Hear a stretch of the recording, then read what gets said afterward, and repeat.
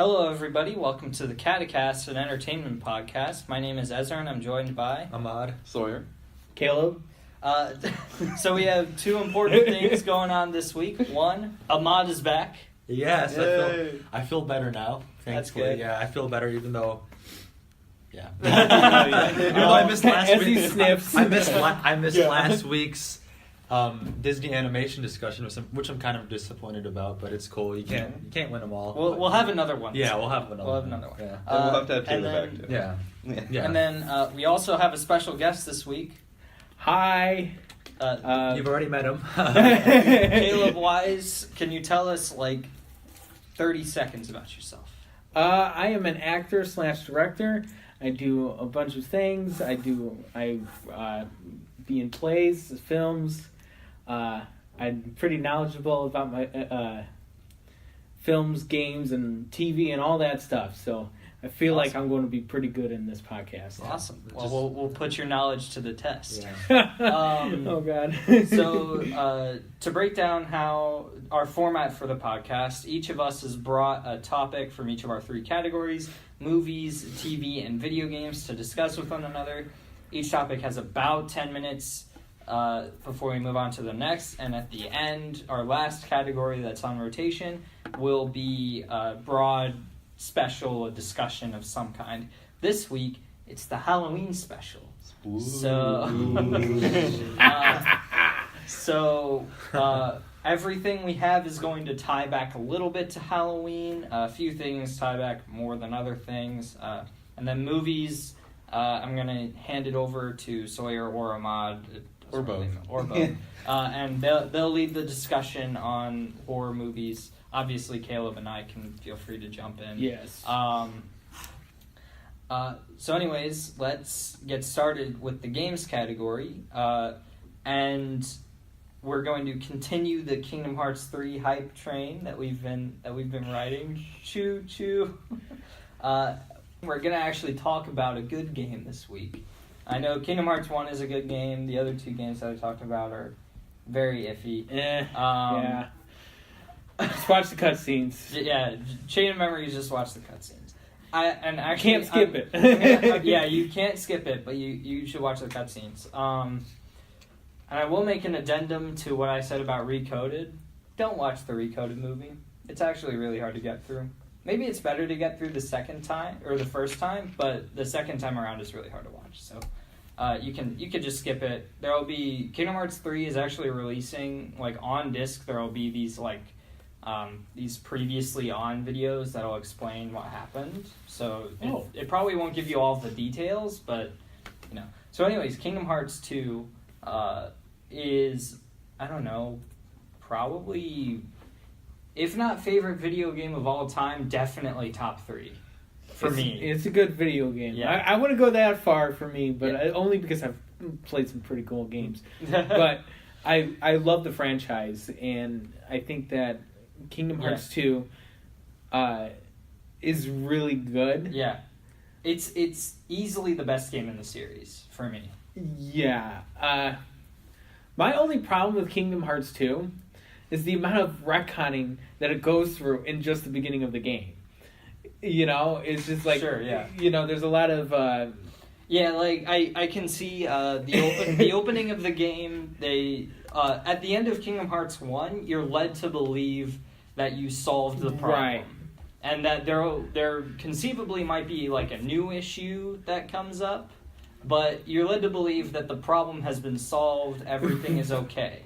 And then at the beginning of Kingdom Hearts 2, you find out the problem is never really solved. Right. That's kind of the whole point. But it's okay because you solved a little bit of the problem. Yeah, granted, I do accept the retcons. It's just, it was just and the retcons also make a lot of sense. Right. That's actually something that I think Nomura did a really good job with as he developed the series, was he made sure every little bit of it made sense. Mm-hmm. Except for the stuff in Dream Drop, but I'll talk about that when I get to Dream Drop. Hopefully I'll be caught up with that. Sora waking up from a dream. No.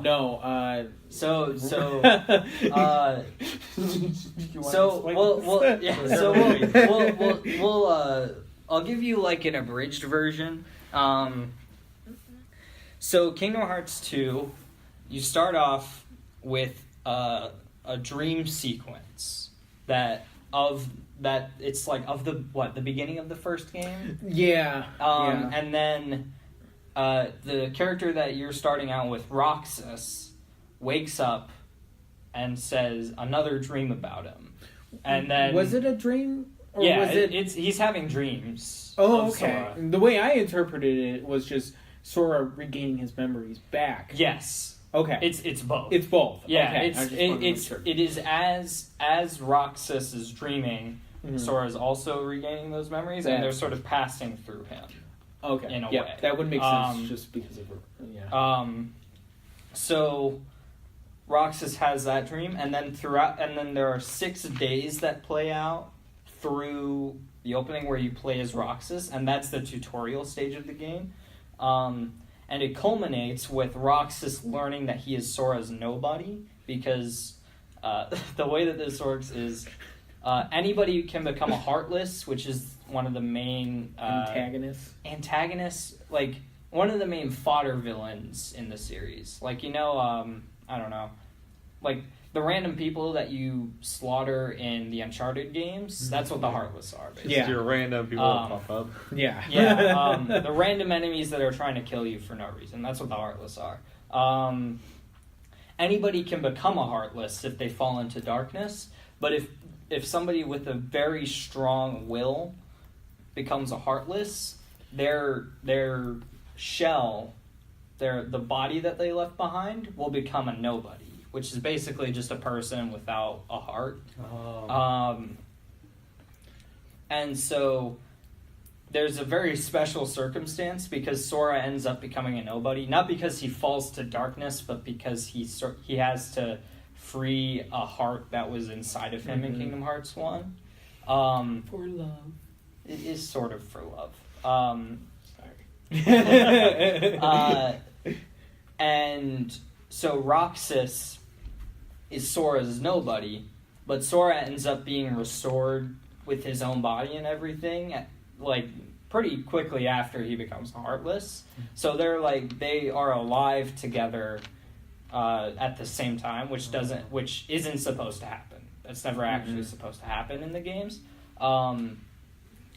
So Roxas has the ability, and then at the end of Chain of Memories, Sora has to go to sleep for a year to regain his memories. And so Roxas has the ability to help him wake up from that. And so at the end of those 6 days, Roxas finds Sora, and after the whole time he's been saying, hey, I'm not going to give myself up to this guy. Once he sees him, he's just like, you know what? Like, okay. And then he disappears into Sora, and Sora wakes up, and you start Kingdom Hearts 2. That's like that moment where he decides he's going to give himself over to Sora is when the title card flashes, which is genius. It was a great. It was one of the greatest moments in that game. Yeah. So, and then the good part of the game starts. Yeah. Because the story of Roxas is an amazing story, but that part of the game is pretty easily the worst part of the game. Yeah, it's a little drawn out. Yeah, it's a little drawn out. There's a lot of filler, a lot of just nonsense that you do. Like the coconuts. Yeah. Well, not quite as bad as the coconuts. No. That is, the coconuts are literally the worst villain in the Kingdom Hearts franchise. Changed my mind. Changed my mind. Took me 4 hours to find those coconuts because I didn't grasp the concept of hitting a tree. So, yeah, I don't know. I guess this discussion can be kind of freeform because for me, Kingdom Hearts 2, the greatness in Kingdom Hearts 2 lies with the fact that it's not. I don't think it's the best story in the series because I think that probably goes to Birth by Sleep. But it easily has the best story and the best gameplay, like the best combination of those two, because the story is still good, and there's a lot of really cool stuff that happens, but it is very much a point A to point B story. So the gameplay is different from the original or the first one. A little bit. It's evolved. The magic's way different. Yeah, the magic's way different. I think the magic system is a lot better. I think the best magic system is Birth by Sleep. As right now, I'm only at Birth by Sleep. Yeah, but I do think I do like the command deck system. I like the command deck system in Birth by Sleep, but I love the drive. Yeah, so they introduced the drive form system where you can basically consume. I don't think that's the right word to make, but like you give up having one of your party members for basically upgrading Sora's abilities in some way. So you start out the game with Valor form, which is you give Sora a second Keyblade, and then he does all these really crazy combos. Then you get Wisdom, which is the magic-based version of that, so he gets these like crazy good magic abilities. And then Master form is like a air combo based version of the two, and then Final form is just the best easily. Final form is actually overpowered, and you'll see speedrunners use Final form Firaga to get around having to fight bosses legitimately. I'm not going to lie, it's pretty crazy. Those forms are just like lifesavers. Yeah, and then in Final Mix, they added Limit Form, which is a form that basically gives you all of Sora's powers from Kingdom Hearts 1. Mm-hmm. I actually have a question. What's your question? I never figured this out, but why does Sora turn into a Heartless or darkness? Oh, yeah, and then there's also... so before you get Final Form, because when you get Final Form, you can't get Anti-Sora anymore. But before you get it... actually, you can get it if you equip the 2-Become 1 Keyblade, I think. Yeah. I hated Anti-Sora. So there's also a drive form where you play as like a darkness form, and it's this crazy, like they give you however many form gauges you have, and you're basically running out the clock until you go back to normal. Yeah. It's a really cool idea. It could work. You could work on the execution a little bit though, just because you could die really easily in that form. Really easily. And so it's like, and in a game where you're dying so much anyways, you don't need an easier way to die. Yeah. So like, that system could have been fine tuned a little bit, but it's still a really cool idea. The combat in general is a lot more fluid than in the first game. I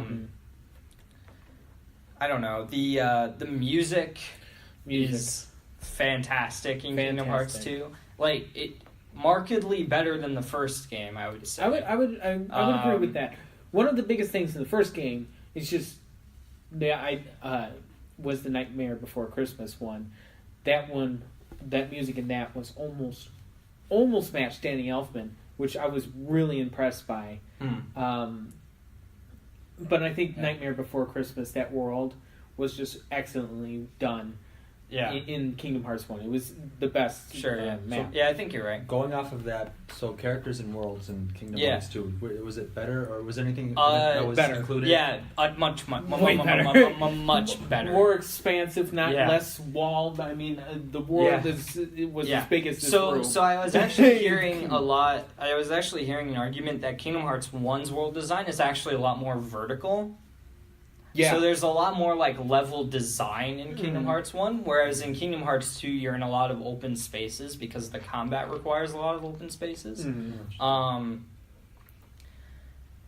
So I think the best worlds are Port Royal. Yes. The World That Never Was, I think, is the best so far, the best Kingdom Hearts original world. Oh, it's okay. Yeah. For a second, I thought it was Toontown or whatever. Oh, no. Timeless River looks interesting. Yeah, Timeless River is really cool because it's based off of Steamboat Willie. Yeah. Not it's Toontown. based Timeless on River. It's based on the original Disney cartoons. Yeah, exactly. was a pleasant surprise because you do not see Yeah. that coming if you're Yeah. playing that the first time Yeah. around. Yeah. You're just It's really like, cool. Yeah, I love that. what world are we going into? And then it's like, oh. Yeah, Yeah. Great and like callback. you have transformed versions of Sora, Mhm. Donald, and Goofy Yeah. that are made to look like So it's literally, it looks like the Steamboat Willie cartoon, Yeah. Yes. black and white, and like black same and white sound effects. Mhm. super like they filter the voices so that they sound like old radio. That's so cool. Yeah, it's a really cool Yeah. cool world. I'm trying to think. Halloween. So Halloween Town and Christmas Town are pretty cool in that game. Tron was good. Yeah, Tron is really cool. We were talking about that's the that. Tron you showed me, the Yep. original Tron. Okay. Yeah, it's the original Tron world. And They they- do Tron Legacy in Dream Drop Distance. I can't wait for that. I haven't got that Yeah. far. Yeah, I would have liked to see that because that's the one I was. I'll shoot you a video. Yeah, yeah. Yeah. So speaking of like all the sequels, why now I haven't played any of these games. Yeah. I'm going to eventually. I just scheduled Okay. some packed. So the second one came out on the PlayStation 2. Yes. Mhm. Why? And now the third one is coming out at the tail end of the PS4's life cycle. Why is it taking so many years for another So- numbered title? So I have a base explanation. There are people in Square Enix who could probably answer this better than I could, but the story that Tetsuya Nomura is trying to tell is so expansive and requires so many games that he probably like there's a story that he'll tell of like the team that he works with just being like we missed the PS3, didn't we? Because they're like they were probably planning on doing a PS3 game at some point, but all of the other games like Birth by Sleep was always going to be a PS3 game. Dream Drop Distance was always going to be a 3DS game. The DS games were always going to be DS games. Just amazes me because the series started off, it was a PlayStation exclusive, right? Yeah. So why did they go to Nintendo handhelds when the PSP was out? I Biggest don't question in my childhood. I never Yeah. had a Nintendo. Yeah. No, I don't have an answer for That's that. how I got dropped off of the series, and now I'm back into it. Yeah. Those collections Yeah, that they came because out of the with. The collections. series yeah. always like amazes me because Disney is notoriously very stingy with their IPs. So seeing them just give out all this creative freedom and just say, just do whatever you want. So Disney definitely has a hand in the content because there is, well, for one thing, Kingdom Hearts is owned by Disney. It's not a Square Enix franchise. So if they wanted, they could tell Tetsuya Nomura what to do, but they just haven't yet. So I don't know. It is an amazing feat in video games, I think. Just like Cloud being in Smash Brothers, I think it is amazing that Final Fantasy characters being in a Disney property is a thing at Can all. work, yeah. and that it works. Well, I mean, and I guess Disney's been loosening up on it recently because, I mean, they put Thanos in Fortnite. Yeah, so I guess exactly. they have to loosen up on that. That's a whole other discussion. Yeah, I seriously. love that. I went a little crazy with Thanos. I blew my mind. I destroyed Tilted Yeah, Tower. it's crazy, right? That was that's a whole. It's That's a a whole whole other discussion. Yeah, I but, destroyed yeah. Tilted doing that. This is all I'm gonna say. I think I was only Yeah. in once. Yeah, I don't know. Favorite boss fight? Give me your favorite boss fight. It's not. Are you talking about in Kingdom Hearts 2? Yeah, Kingdom Hearts 2. Oh, Because Kingdom I think Hearts is sort of notorious for its boss fights. right. I think I would say the. This is kind of spoilery, but Don't worry about it. the one with Roxas. The Roxas fight? Yeah. Yeah, the Roxas fight is actually an addition in Final Mix. Is it really? Yeah. Yeah, it's because wonder why it was hard. the fight happens in Kingdom Hearts 2, Mhm. but it's only a cutscene in the game. They Oh. added a boss fight in Final Mix so they could do the data organization. Because there's an end game area called the Data Organization 13 where you can select. It's not every boss fight in the game, but there's a secret hooded organization called Organization 13 in the game, 13 members. Organization 13. They all have boss fights in the game that show up. The remnants, the ones from Chain of Memories, those remnants are also a Final Mix edition. So they have all of those boss fights, like super hard versions of those boss fights in this one area. Yeah, it's really cool. So my favorite boss fight is probably the Axel fight.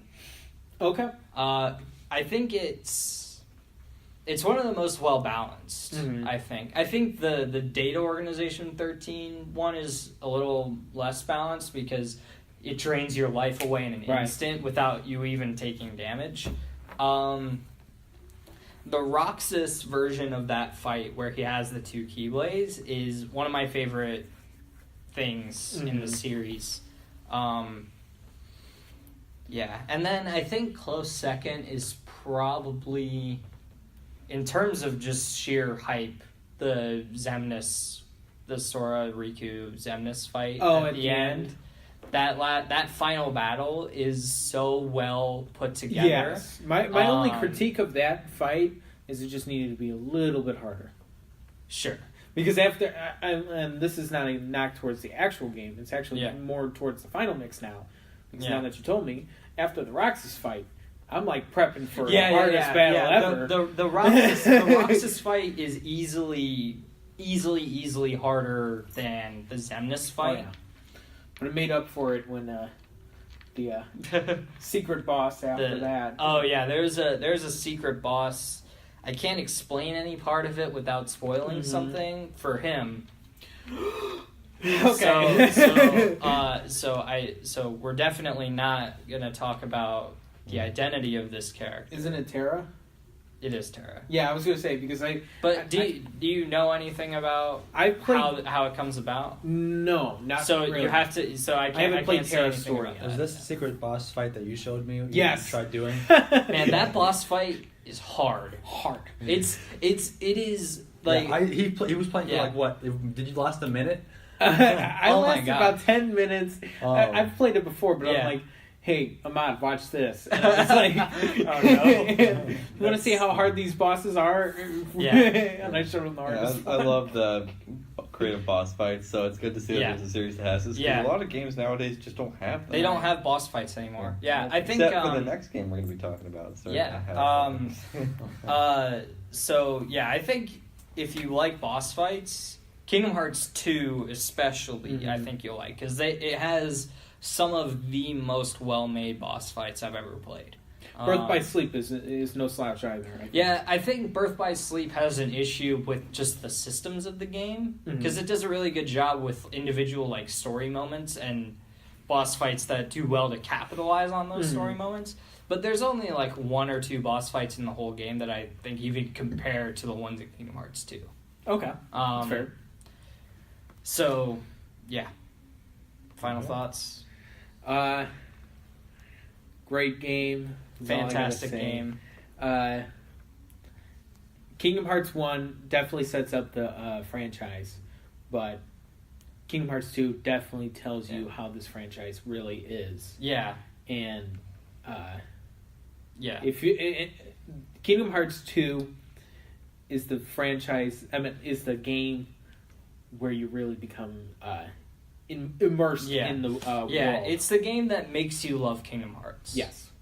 That's why I've always said if you're going to play one Kingdom Hearts game, play 2. Right. It doesn't even matter if you play 1 before that. Play 2. Because it is the most Kingdom Hearts game without you needing to know anything about Kingdom Hearts. Right. And if you go back to 1, you'll probably be more accepting of the retcons in Kingdom Hearts 2 then. So, also, just to plug, we have a Twitch now, Cate-Cast Twitch. I'm doing a playthrough of the game. I'm doing critical mode, which is sort of a mistake because I'm dying a lot. You're making it look easy, though. I'm not going to lie. It's just because I've played that game so many times at this point that I just know every boss fight. So it's like I just have to get my muscle memory going before I actually beat it. But once I get to the end game stuff, that game is going to get a lot tougher. Mm-hmm. And I'm planning on beating the secret lingering little fight in that playthrough at some point. So Okay. that'll be an interesting. I can't wait to watch that. That'll be an interesting. I've been the one that's been doing the commentary in the comments section, Yes. so you all know. Wow. Yeah. So. Oh, and also, I didn't realize that Twitch doesn't automatically save VODs, so the first part is gonna be live exclusive. is what we're saying. So, yeah, just go watch the Roxas cutscenes. It's okay. Mm-hmm. Yeah. So with that done, since it's Halloween and Sawyer doesn't necessarily feel like talking about a Halloween game today, we're gonna much more to talk about with movies. it's a little tough. Yeah. And we admittedly went along with Kingdom Hearts 2. Yeah, we're gonna sorry move into about that. TV. No, you're good. Good conversation. This is how it usually goes. This is always how it goes. I know. We're gonna move into TV. Ahmad, Goosebumps. Goosebumps. I mean, we grew up on it, so except for Ezra. I apparently. didn't grow up on it. I'm trying to think of the theme so- real quick. Dun-dun-dun, dun-dun-dun. Okay, never mind. I can't even do that. But anyway, so I watched the show before I read the books. I watched the shows, and for each episode, I sort of read the books right after. Okay. I'm going to start the discussion off with my favorite episode, one of my favorite episodes, and one of the ones that I remember specifically, The Haunted Mask. That's the first episode of the. It's the first episode. I can't remember. do you remember the specifics of the episode? The girl maybe when you puts say on the mask, and she's progressively getting worse and worse, and the mask sort of latches onto her face. And it sounds vaguely familiar. And then now. near the end of the this episode, she can't take the mask off. It's stuck there.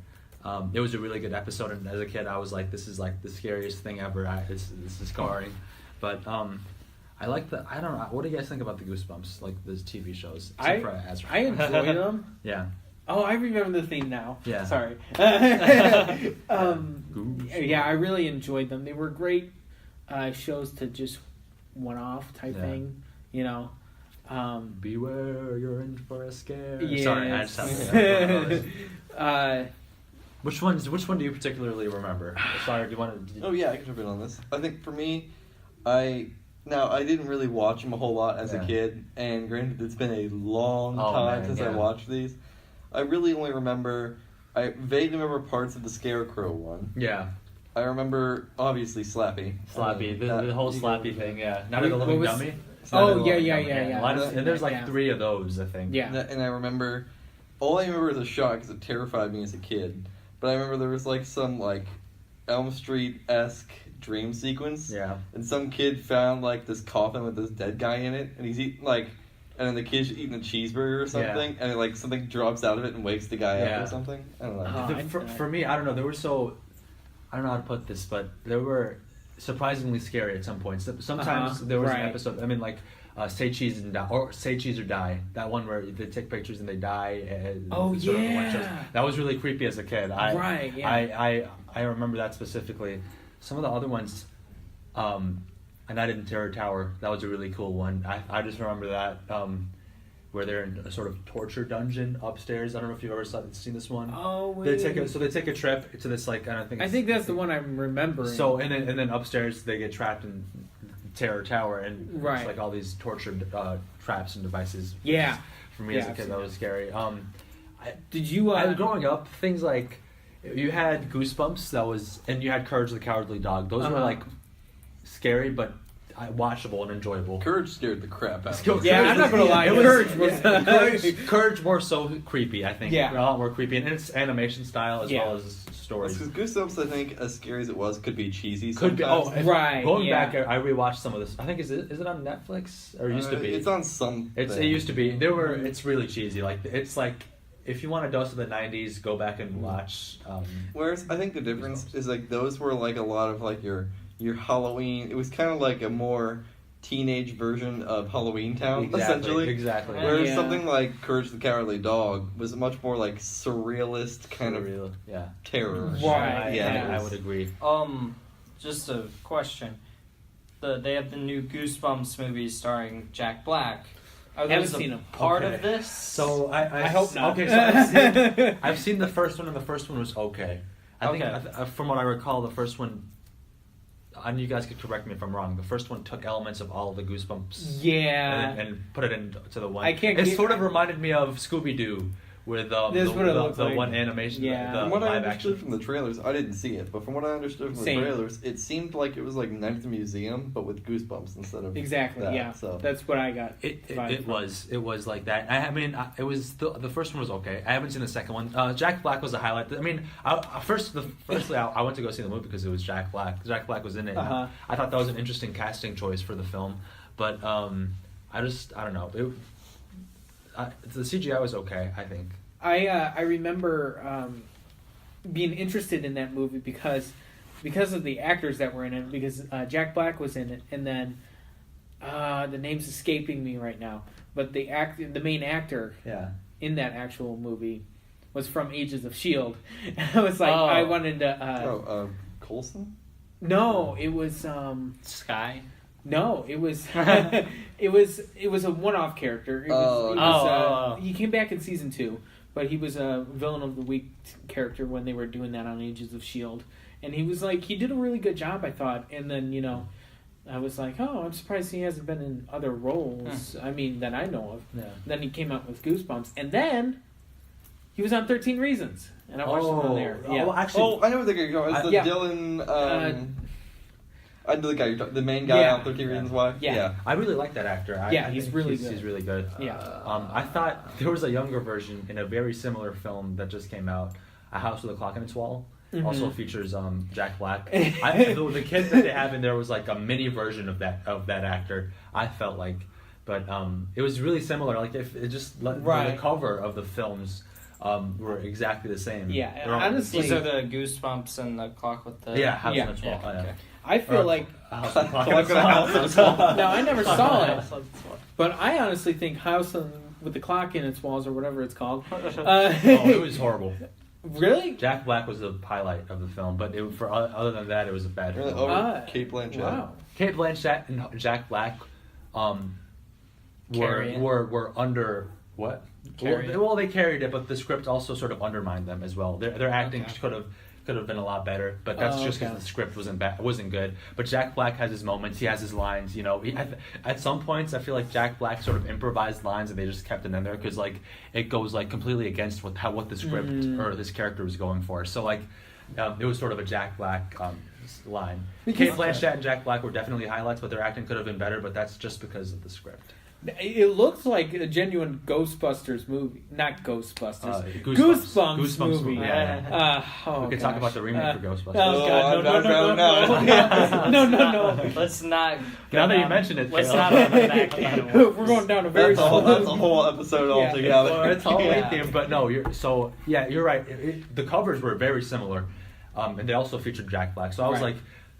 Also, the director, what I thought was interesting was the director for, this is going off, but The House with the Clock in Its Walls, the director had done really good horror films in his past, his filmography. And you could see, it really shines. There were some really cool moments in the film that were really horror-esque, but other than that, the script was bad. So going back to Goosebumps, I didn't see the second one. But did you ever see... Now, this Goosebumps or I know this is already. I was going to mention this episode, but what? Attack of the Mutant, was that the one? I remember that one. Okay, but never mind. We're not going to mention. Is that the one? No. Okay. I was going to talk about.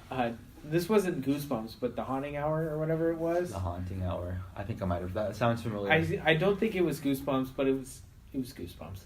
I mean, it's an anthology series, so it's like... And there was Are You Afraid of the Dark, too, on Nickelodeon. Are You Afraid of the Dark was... what's interesting about that was the illustrations in the book. Did you mention this previously? Because the illustrations of the book were done by actual children. Oh, so that's... I was thinking of, the Nickelodeon show. Oh, never mind. But the books, that's what I was talking about. Oh, okay. But the Nickelodeon show as well. But my fondest memory, actually, of Goosebumps is not even of the show or the books. It's when I was, this would have been elementary school age. R.L. Stine put an ad, and it was the Columbus Dispatch or something. Yeah. And me and my dad rode a story and sent it into like some competition that R.L. Stine had, and we actually won it. And I got a signed by R.L. Stine like book from him. Wow. I still got it in the basement. Wow. So Nice. my fondest memories of the Goosebumps actually has nothing to do with Goosebumps. That's really cool though. My only memory of Goosebumps is being at a Scholastic, like we had like a book fair thing at my they school. were always there. Yeah, and the Goosebumps would always just have its own table, and I went to pick one up, and I was like, and then and I was in like second grade or something, and one of the middle schoolers or something told me like, well, it won't have any pictures in it. And I like debated with myself whether or not I wanted to read it. Well, if I recall, were there some pictures? There were some pictures, right? Or was it not? Yeah, they're mostly novel format. Yeah. I didn't read the Goosebumps books. Yeah. I read. You know what I did? I read a little bit more of the hardcore version of Goosebumps. I read. I think it was called American Chillers. Oh yeah. Which Florida Fog Phantoms was genuinely really good. I really loved that book. Okay. I wish I still had it. Anyways, Right. So just to wrap it up, I think Goosebumps was a really cool show. It creeped me out as a kid. It was always on TV. It was on Cartoon Network all the time, so I'd watch it. But it was a really good show, and it's probably too late to check it out at this point. I don't know who anybody who would want to check it out, but it's good. Yeah. It was before your time, kids. Yeah. Before your time. I don't think. No, I haven't watched it at all. But does the show? Like, do you think it ages well? No. It doesn't age well at all. Yeah, but I wouldn't imagine I like to keep the memories of it, I guess. Yeah. Good, but yeah. Yep. All right. Is that it? That's all, yep. All right, cool. Well, we're going to move on to Sawyer. We're mid-season of Walking Dead. A little prior to mid-season, but we're currently in the midst of a season. Yeah, we are in the middle of a season of Walking Dead. It's, so this current season... I'm liking it and also not liking it at the same time. Okay. The characters, I go to the show for the characters. The plot, Walking Dead kind of has this thing where they'll go from location to location. They'll spend about 3 seasons there. Some bad thing will happen. It'll get destroyed. They'll move on. They'll spend half a season trying to find a new location.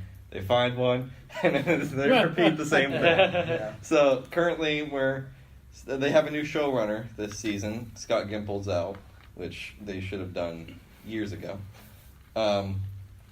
And so this current season is important because it is Andrew Lincoln's last season on the show.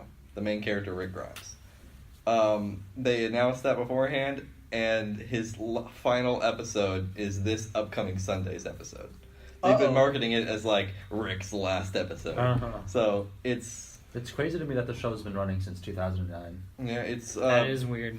This show, it certainly had its ups and downs, but overall, I think it does have a certain consistency to it of quality. You mean this season? The whole show. Okay. It's faltered in some seasons. I think that's mainly due to the fact that they ran out of ideas, or the biggest problem, they tried to stretch it to 16 episodes. It does not need 16 episodes. You can do it in 8 to 10, the story they're trying to tell each season. Do you think that, I don't know, I have personally watched The Walking Dead, but do you think that this season, being at the state where it's at with Andrew Lincoln leaving, do you think that this should have been, because I know they're continuing with the series, do you think this should be the final season, or do you think... I think this should have been the final season, because Andrew Lincoln's not the only one leaving.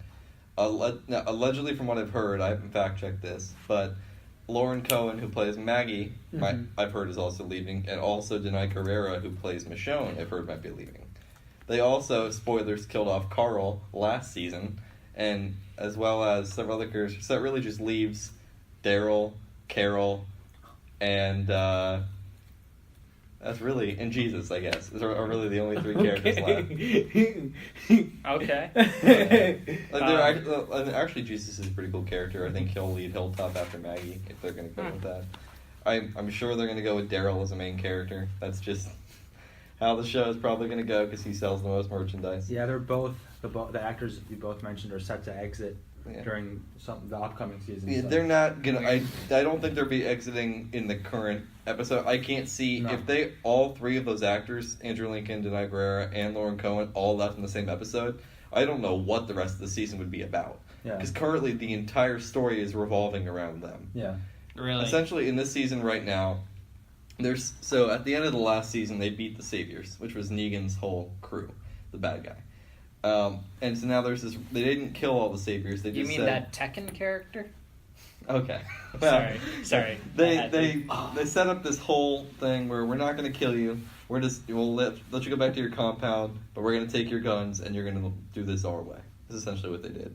So it's this very shaky, uneasy alliance they've got going on, and Rick's trying to hold it all together, but each group is not wanting to work really together with each other. And they're working on building a bridge so they can get trade between each of these communities.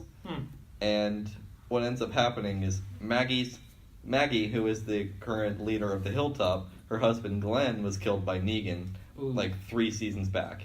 And Rick did not kill Negan. He imprisoned him to show as an example that the world was going to go back to the way it was. Because Rick was the former police officer before the apocalypse. Okay. And Maggie was not a fan of that. So currently this whole thing is Rick's trying to hold this all together and build a bridge, metaphorically and literally. Yeah. And Maggie just wants to go kill Negan. Meanwhile... sounds like TV. Yeah. And there was one other... Oh, and Michonne is currently married to Rick. So, I think if they're going to have a new main character, it's either going to be Daryl or Michonne. I would not be surprised if it goes to Michonne because, I mean, being kind of second in command, they're kind of setting her up. But at the same time, Daryl is so popular, I would be surprised. I just have a question. Is Norman Reedus still on this show? Yeah, Daryl. Oh, he's Daryl? Yeah. Okay. Yeah, I think... I legitimately had no idea. Denai Guerrera's leaving, right? Yeah. Yeah, so if Denai Guerrera's leaving, then I guess Daryl will be the main character, because Michonne will be leaving, too. The only actors I know from The Walking Dead is Denai Guerrera and John Bernthal. Yeah, and he was good, but I mean, he's been gone for seasons at this point. Yeah. And then there's probably other ones I just... Yeah, the cast is always a great cast. They've never cast anybody who was a bad actor that I can remember. The problem that they're having with the show is they run into roadblocks consistently. And it's like they can do so much with this show if they focus, which this season seems to be focusing. Because it would be one episode of a lot of cool stuff, and then they'd wait 3 weeks before anything would happen. That's what I've heard. Yeah, that's I feel like every time I hear somebody talk about this show, I get the sense that everybody is sort of ready for this show to be over. Mm-hmm. It theoretically could... I mean, it should have ended... They should be ending it this season, because if the core principal cast members were leaving after this season, because the ratings... The premiere of this current season is the lowest premiere it's had since the first season. Yeah. That's what I've heard. Yeah. After this season, I think next season's going to have a huge drop-off, and AMC is just going to cancel it. So let me ask you a more general question. What do you think The Walking Dead... Because, I mean, I've seen the first 3 seasons, so I could probably answer this too. What do you think The Walking Dead has done for the zombie genre as well as just TV? I think, personally, and I talked a little bit about this last week when we were talking about Game of Thrones, I think that this show and Game of Thrones are both sort of responsible for the current state of TV. I would agree with that. Yeah, in terms of narrative, higher budget, kind of expansive world shows. Yeah. Game of Thrones more for the higher budget and expansive world, but Walking Dead in terms of transforming cable TV of what it can become. Yep. I think it's done that, and I think it's also transformed what we think of as human interaction on TV, because I mean, this season sounds very much like a standard TV season, standard TV drama. But in the past, and I mean, I haven't seen it, but it sounds like the kind of show that would have brought about the kind of human interaction we see across all of the Netflix originals, everything that, all of the, streaming service originals all have that, that feel about them that I think was brought about by The Walking Dead. Yeah, The Walking Dead, it's a great show, and I think I watched... Now, a lot of people say they didn't like Season 2, but when I first got into the show, I watched Season 2, just binged it all together because it had already aired, and it was much better. I'm interested to see, if I go back and binge the seasons that I didn't like, see if it would be better, because I don't have to wait weeks at a time, I can just watch it straight through. It's probably much better. Three seasons for me were strongest, but yeah, sorry. The first 3 seasons are definitely the strongest seasons. That's the debate I have with the Arrowverse shows sometimes. It's like, with Arrow season 3, it was like, I enjoyed it because I binged it. But I could see weekly that could be that's always been my thing with those shows is I have liked every single season that I have binged, and I have disliked every season that I have watched as it aired. So I think there's definitely something to the idea that maybe all shows are made better by being able to watch them at your own pace and not have to worry about these weekly viewings. With Walking Dead, the good thing that this show has going for it is the people who are, I guess, for the most part, the people who are writing it are actually good writers. The problem is they write themselves into a corner repeatedly.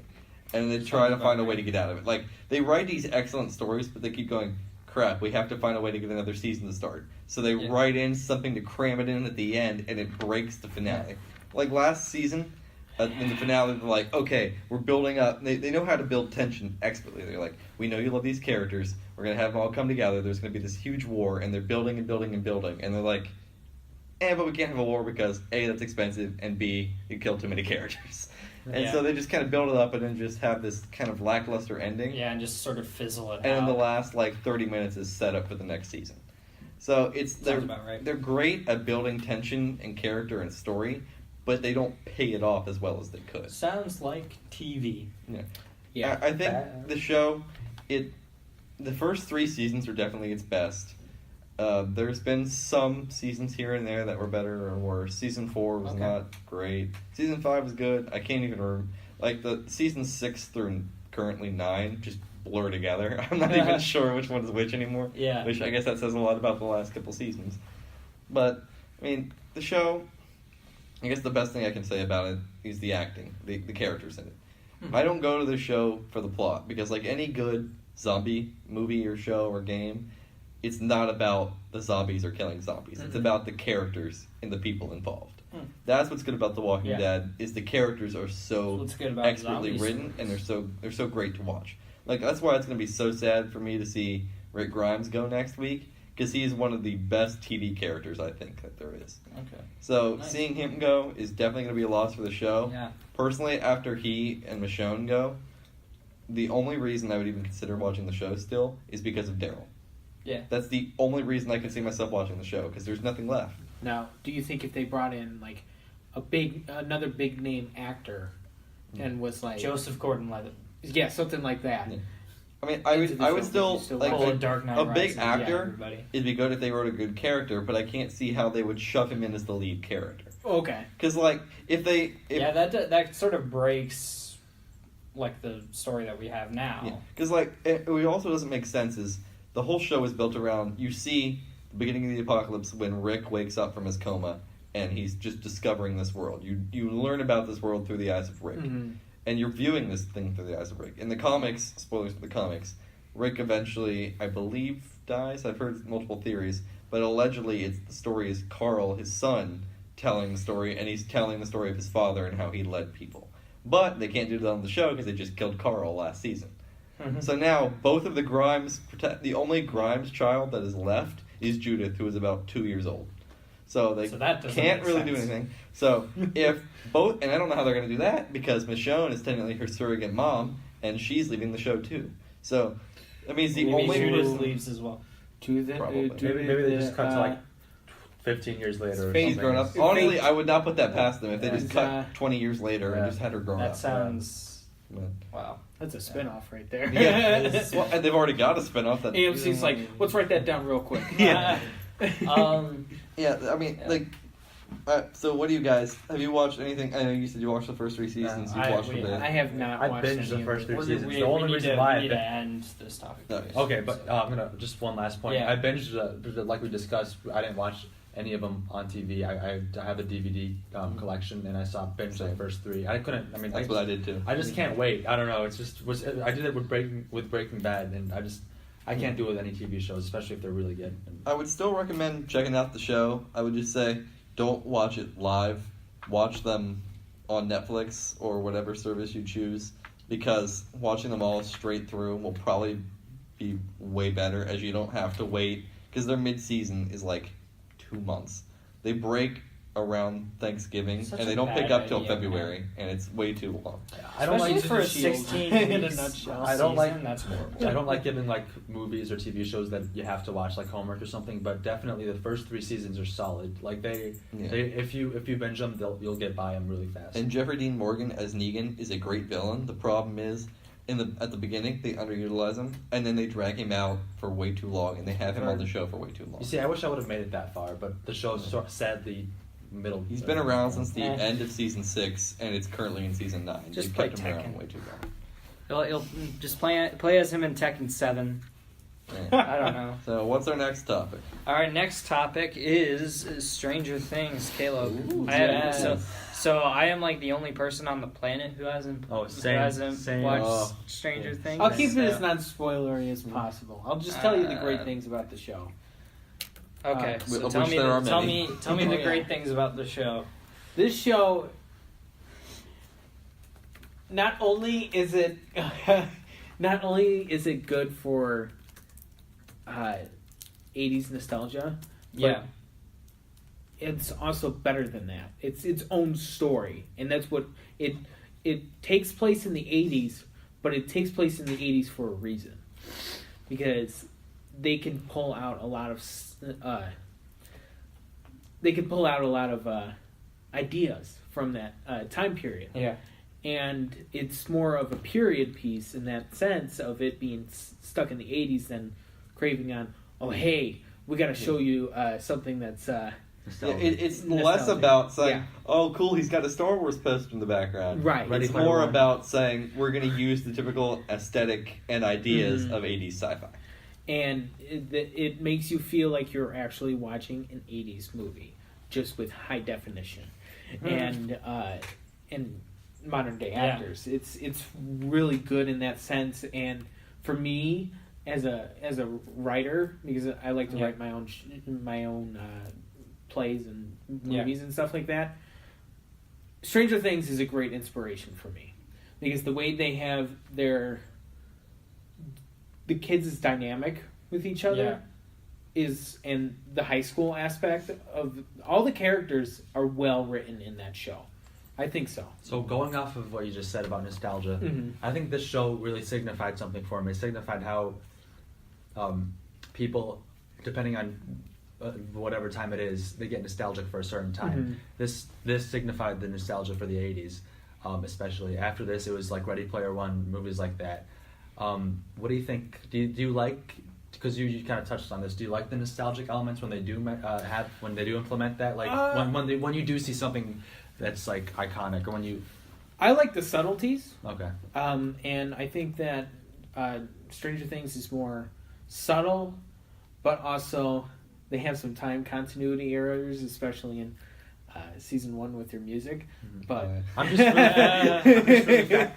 really fascinated because now we're getting to that point where we're nostalgic for the 90s. You have Jonah Hill with the mid-90s coming out. Yeah. So I think that's cool. I pay attention to that stuff, and I think it's interesting. Heck, I'm nostalgic for early 2000s. It's gonna get really weird when we start seeing movies set in that time. Yeah. period. Oh my gosh. We're gonna feel it's pretty much signifies that you're old when you start seeing movies like mid-2000s or something.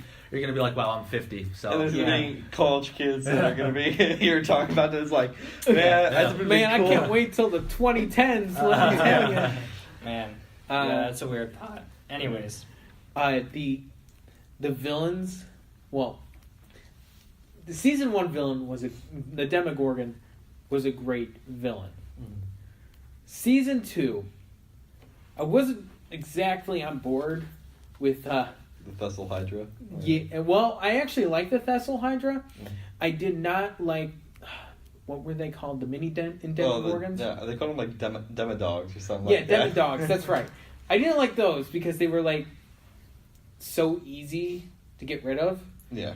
But they were intense though. Yeah. The only gripe I have with Stranger Things is Stranger Things season 2 episode. Is it the one 6 where 11 goes or off 7? to meet? Yeah, I think it's 6. Yes, it was 11.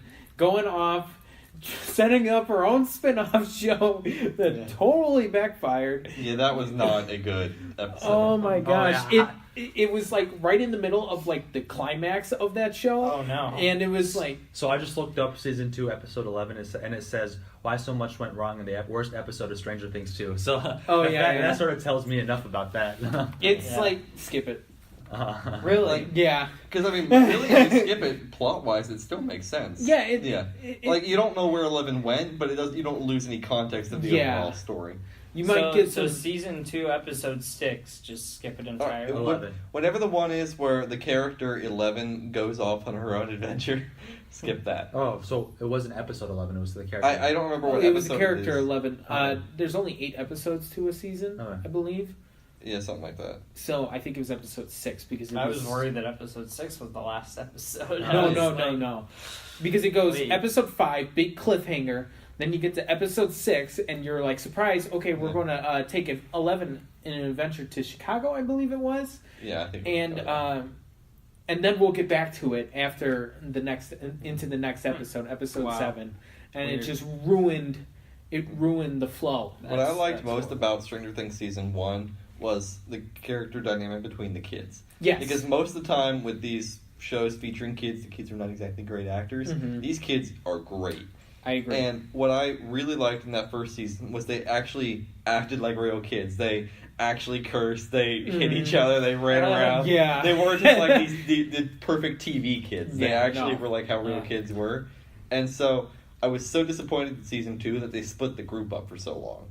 Yeah. Will Byers is off with his mom and Hopper for most of that. 11's off doing her own thing. So it's really just Dustin. It's Lucas, right?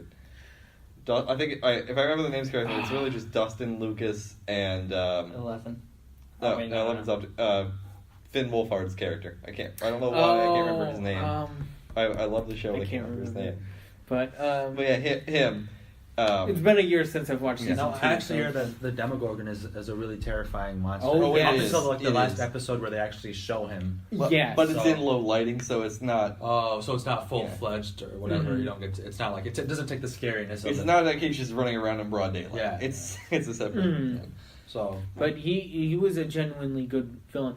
I would compare this to Super 8. I would. Super 8. Yeah, yes. Super 8. I actually really liked Super 8. Because when I Super 8, E.T. any 80s film. E.T. is awful. Well, the whoa! What? I do not like E.T. Okay. Okay, so Star Wars Episode 4 and E.T. What the hell? E.T. is fine. Okay, yeah. It's real. Like nowadays, it's really hard to get through. I would Okay. argue also That's that Cloverfield is kind of similar to Stranger Things in some aspects. So Yeah, the yeah, found yeah. footage or Not found footage, No. but in terms of just like you don't really, because you're viewing it from the perspective of these kids. A lot of the backstory of the world, at least presently, we don't know about. Oh, so they kind of keep it mysterious. is So what I'm about. what I meant was found footage, like the found footage movie, not No. Cloverfield. Oh, yeah, 10 not 10 Lane. Cloverfield Lane, the Yeah, yeah. original. Which makes sense, but yeah. Yeah. I have to see that movie, rewatch it. I would say Stranger Things is an essential watch for this time of year. Yes. I think that it fits Halloween perfectly. Okay. It is one of those Halloween like I consider it as an 8-hour long movie. That's really what it is. Yeah. It's one of those type of shows that it's just like it fits so well with this time. And it creates it was just a beautiful show. Mm-hmm. The actors and actresses were all great. Oh, yeah. What was your opinion on the high school dynamics? Now their storyline, like I said, season 2 for me is disappointing. I still, the reason why I enjoyed watching it was because of the characters. That being said, the storyline was just not as intriguing to me. I was so interested in season 1 of like, I wanted to know where these characters were going, how they were going to solve the problem. The storyline, for Barb. yeah, just for Barb. Season 1, I thought the teenage dynamic was okay, but I kept what I loved about the show was mainly just the dynamic between the kids, because it felt like if they had taken some Spielberg ideas, but then just made it more of like a grown-up thing. So like they kind of merged Carpenter and Spielberg together into like one show. That's cool. Yeah. And I think with Stranger Things, season 1 of Stranger Things and season 1 of Daredevil tie with me for the best Netflix original season. I would agree with that. Yeah. Season 1 of Stranger Things is fantastic. Yeah, it's a perfect story. Has a beginning, middle, and end that fits perfectly together. I don't think there's any pacing issue at all with the first season. No. Correct me if I'm wrong. I do not think so. Not that I remember, and I don't think there's any particular performance that is weaker than the others. Mm-hmm. I think the one that maybe falters a little bit, now as much as I love the character, would be Will Byers, simply for the fact that he's not in it as much in season 1 due to reasons I'm not going to get into. Yeah, but spoilers. He's not really in it as much as the other kids, so he doesn't really get a whole lot of time to shine. But there's not like a performance where you're like, that kid is bad, I don't want to watch him. There really isn't one like that. I think this is really where Netflix sort of became recognized for their production, for their TV shows. I think a lot of people recognize their TV shows more as being better or not. And as the music low is budget. great too. The music, is great. So that's what I hear. The scores, the soundtrack. Yeah, perfect. that's what everybody loves about the score is Perfect. music. One of the best TV About intros. Stranger Things. One of the best TV intros, right next to Game of Thrones. One character is one of the coolest characters, I would say. You can say Hopper? Yes. Yeah, Hopper great. is one of the awesome, coolest characters. I'm trying to keep this as PG as possible. His coolest characters in TV, I would say. Yeah. He not only acts perfectly in that role, he is that role. You know, he's He embodies it. He embodies it. He does very well. His dynamic with Will's mom, Oh, wow. Winona Ryder. Yeah, I can't remember the character name. Their dynamic fits really well. He's one of those. He reminds me a lot of like if young Harrison Ford was in this role. And what I do like about the characters in the show is their dynamic. It's not like this is the funny guy, this is the tough guy. They're like there's shades to him. Like Hopper, he has moments where he's funny, but he also gets crap done. Like that's really his character. Yeah.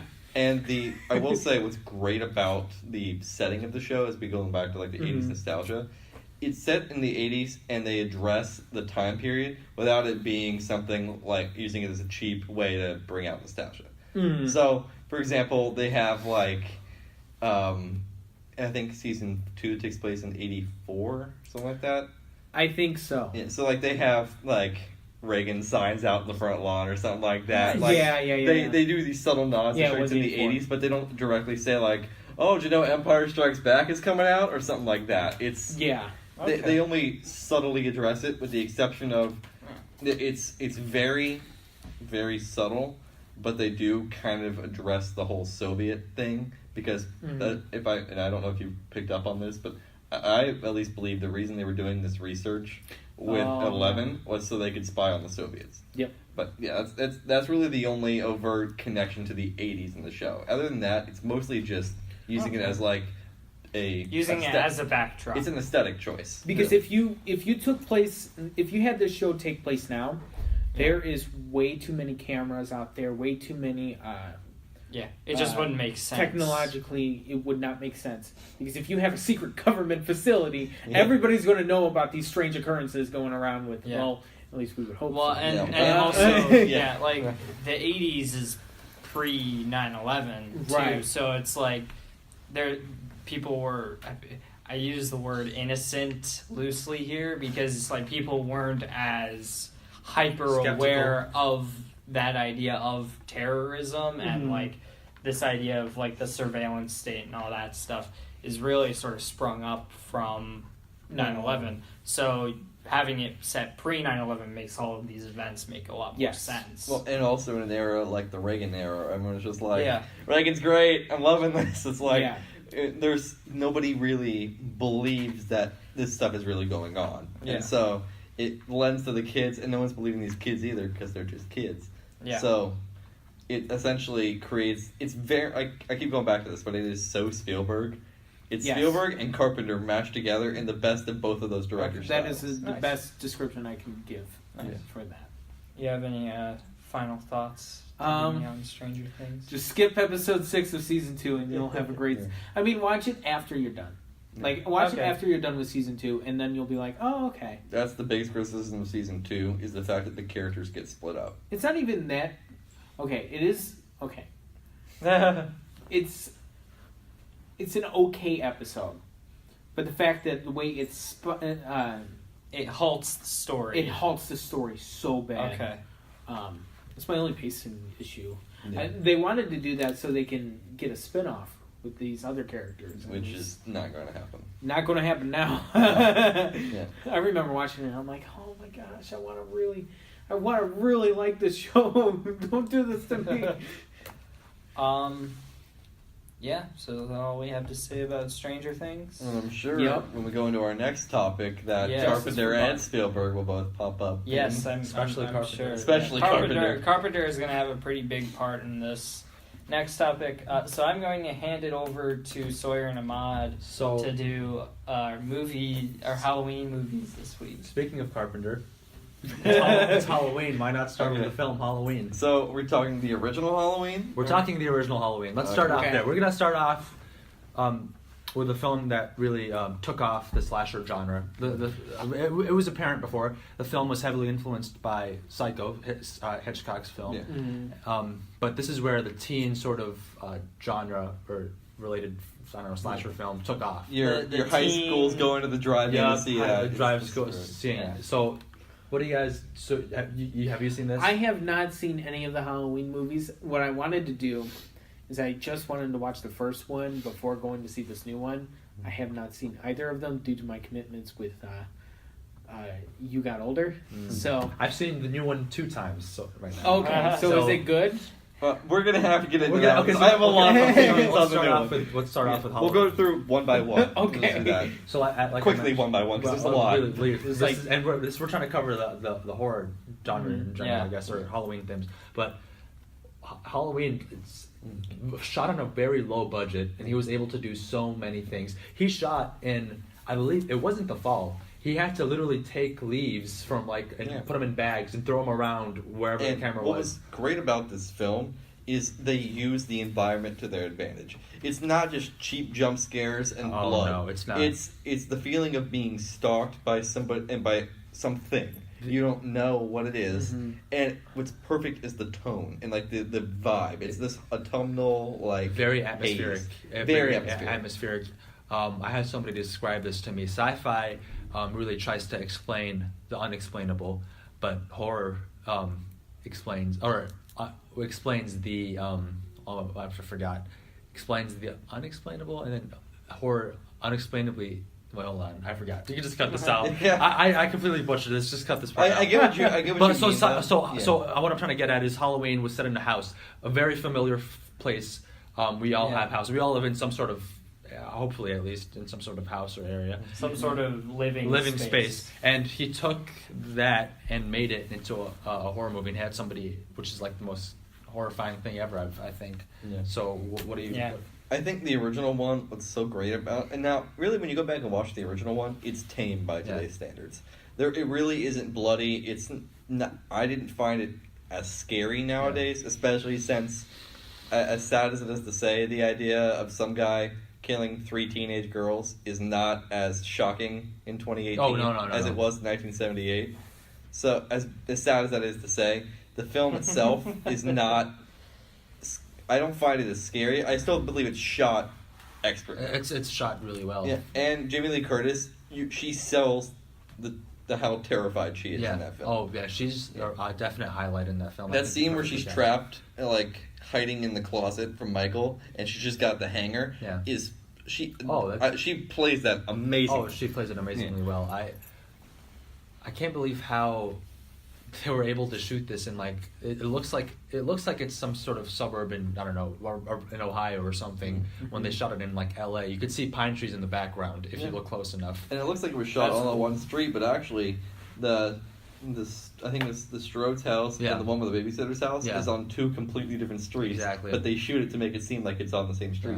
Also, the That's house cool. they shot in wasn't there. It wasn't a real house. I think it was some sort of it was an old house, but it was abandoned. It was and on the inside it was really there was really dusty and it was just unusable. Are you sure it was the Myers house the Strode's house? I think it was the Strode's house, but it was a Strode's house, and they made it look like it was sort of a usable house, which I thought was interesting because they didn't have the budget to buy new set pieces and new houses. I heard that movie had a very low budget. Oh yeah. Personally, I think the best horror films are usually the ones that are made creatively on low budgets. You look at something like Halloween, the original Evil Dead, Saw. These movies are they're concise stories, and what's scary about them is they're not spending all their money on these extravagant costumes and jump monsters. Scares. They keep it simple. And in that they come up with something even more terrifying. You don't like we talked about Stranger Things. You never really see the monster full fledged. It's sort of implicit, and at the very end you see him. But obviously with low budgets, you can't show the monster because it's crappy. That's what happened with Jaws, Spielberg. They had to work around the crappy looking shark. So you look at like a movie I'm probably going to talk about later, the original Evil Dead. You never really see. Oh, you never see. I mean, in the entire course of that franchise, you just see the camera. You never see what it's coming out.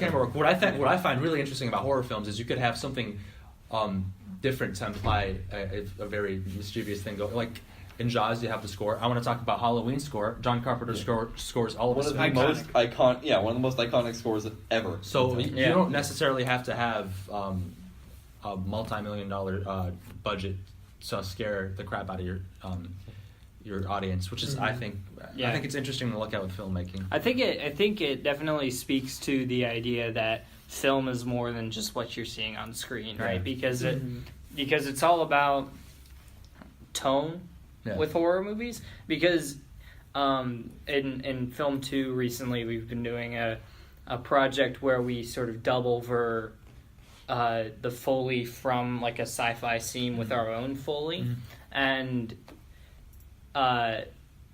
it's all about matching what's happening to this on screen with the sounds. So if you decide to do something really wacky with the sounds, like in The Matrix, if you tried to do like cartoon noises in that, it changes the dynamic of the scene entirely.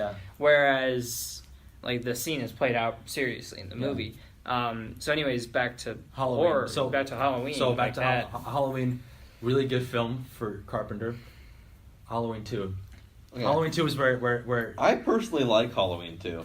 I've heard Halloween 2 is where people get divisive over it. So it's got this sort of sequel thing about like, oh, now it's a franchise, right? Which is the problem that everything has, where like it becomes a franchise and companies might have an issue sticking to the identity of their thing. So this is kind of a spoiler. I thought it was interesting how Jamie Lee Curtis, they tied that into the Mike Myers thing, that they were siblings.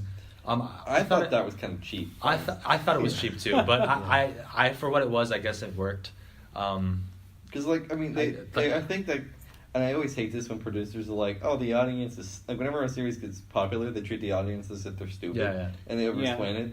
The idea, for at least the way I've read into it, we kind of talked about this in my intro to film class, is that the reason why Michael was going after Laurie was not because of I got to finish off what I started a decade ago. Oh, yeah. It's simply because, well, one, because he's crazy.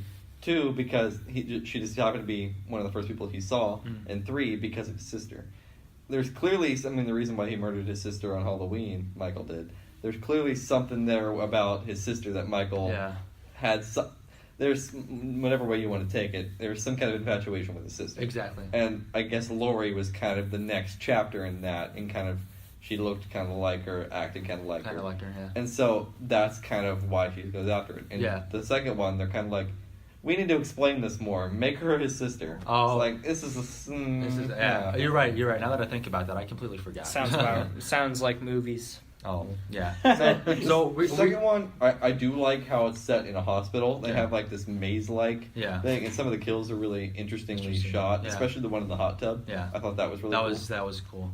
I guess we could talk about 3. I mean, that could skip over. Is that one? 3. Is that the one with the witches? What's up? Is that the one with the witches, or is that 3? 4? That's the one with the masks. Yeah. Okay, so witches. It's called 4. Season of the Witch, but it doesn't have anything to do with witches. Oh, which is weird.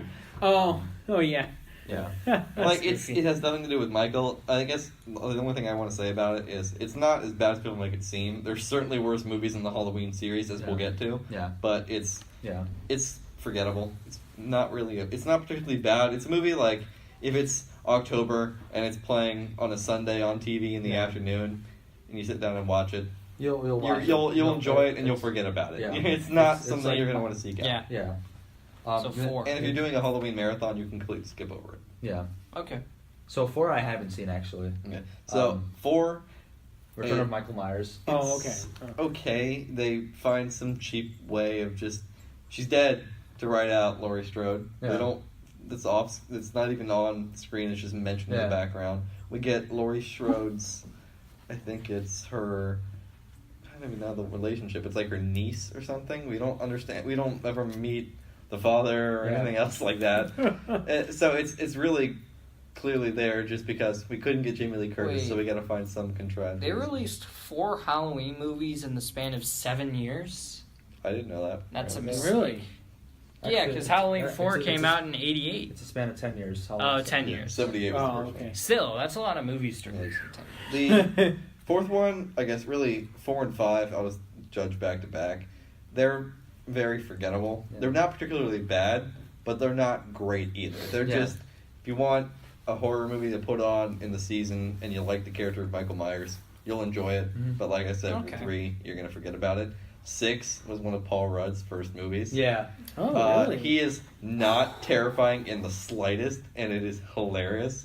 They also introduced like some like Celtic cult and like That's witches and H2O 20 years later. I'll get to that one. But like 6, I just don't understand what even was going on at the beginning of this. They have the grown-up version of the girl, Jamie Lee Curtis's niece from 4 or 5, but like she gives birth to another baby. Some cult wants this baby.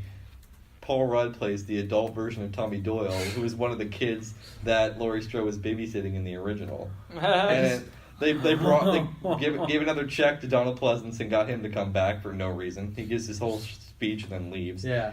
Like, it's just... I don't understand what's even happening in 6. Like, it just doesn't make any sense. It's more of a cash grab, I think, just for the franchise. And you can tell 6 was getting into that, like, late 90s horror era because there's a lot of like industrial settings and like quick cuts and like steel noise. It's just like metal. It's not really Halloween anymore. It's become your teenage slasher genre. Sounds about right. I always forget Paul Rudd's in that. That's so interesting. I know I went kind of fast, but 4, 5, and 6. You guys have anything to say about? Oh, I mean, no. If I had nothing to say about the first Halloween movie, you bet I don't have anything to say about 4, 5, and 6. Mod, you got anything about? I haven't seen them, but Paul Rudd. I just know that the first one's good.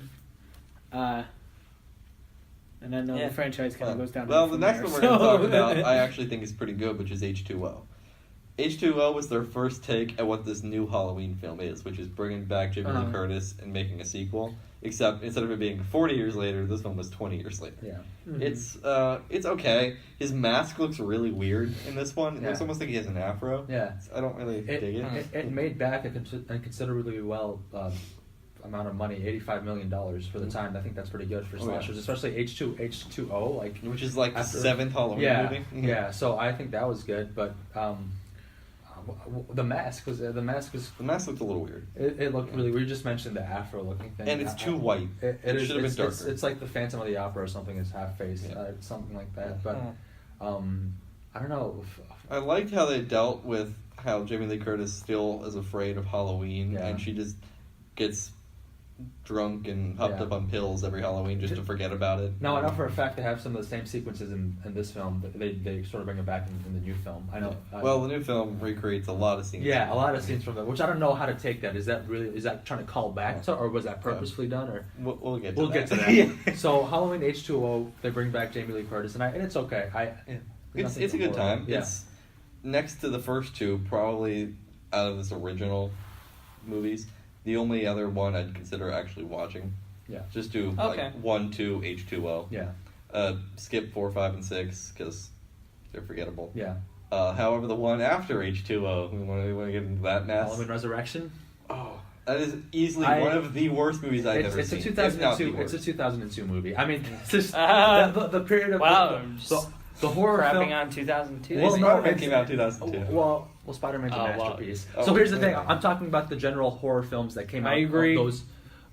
Those were. I'm just shaking my head. Stop. Sorry. Okay. We're not doing this Spider-Man discussion. I will fight you, Ezra. It's back to Spider-Man. Boxing gloves are out. We're not doing Spider-Man. Halloween Resurrection. I think this is an interesting time period for horror movies. You have really bad movies that sell considerably well just because it's the teen sort of cash grab at this point. Really, the only good horror movie I can remember even coming out in the entirety of the 2000s is the first Saw. Like, that's really the only one off the top of my head I can remember. First side. The other ones you had were like the Final Destination films, the Saw films, but you just mentioned them. I really can't.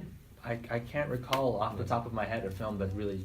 And of course, I think it was Michael Bay's company, Platinum Dunes, just rebooted all the classic slasher series, and they're all bad. Now you did have this is okay. So this is going off on a little tangent. We're going to come back to Halloween. You did have the art house horror films. Oh yeah, so those are I'm talking about mainstream films.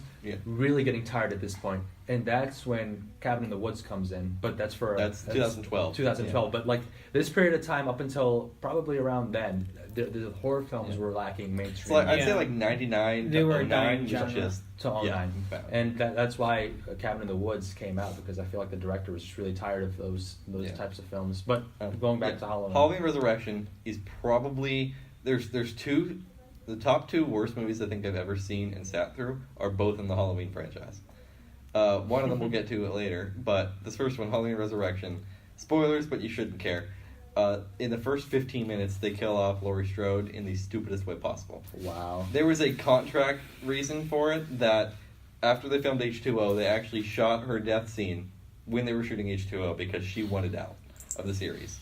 So contractually, she had to be in it. So they shot this scene. First 15 minutes, Michael comes out, she falls off a roof after kissing Michael on the mask, says, "I'll see you in hell," falls to her death.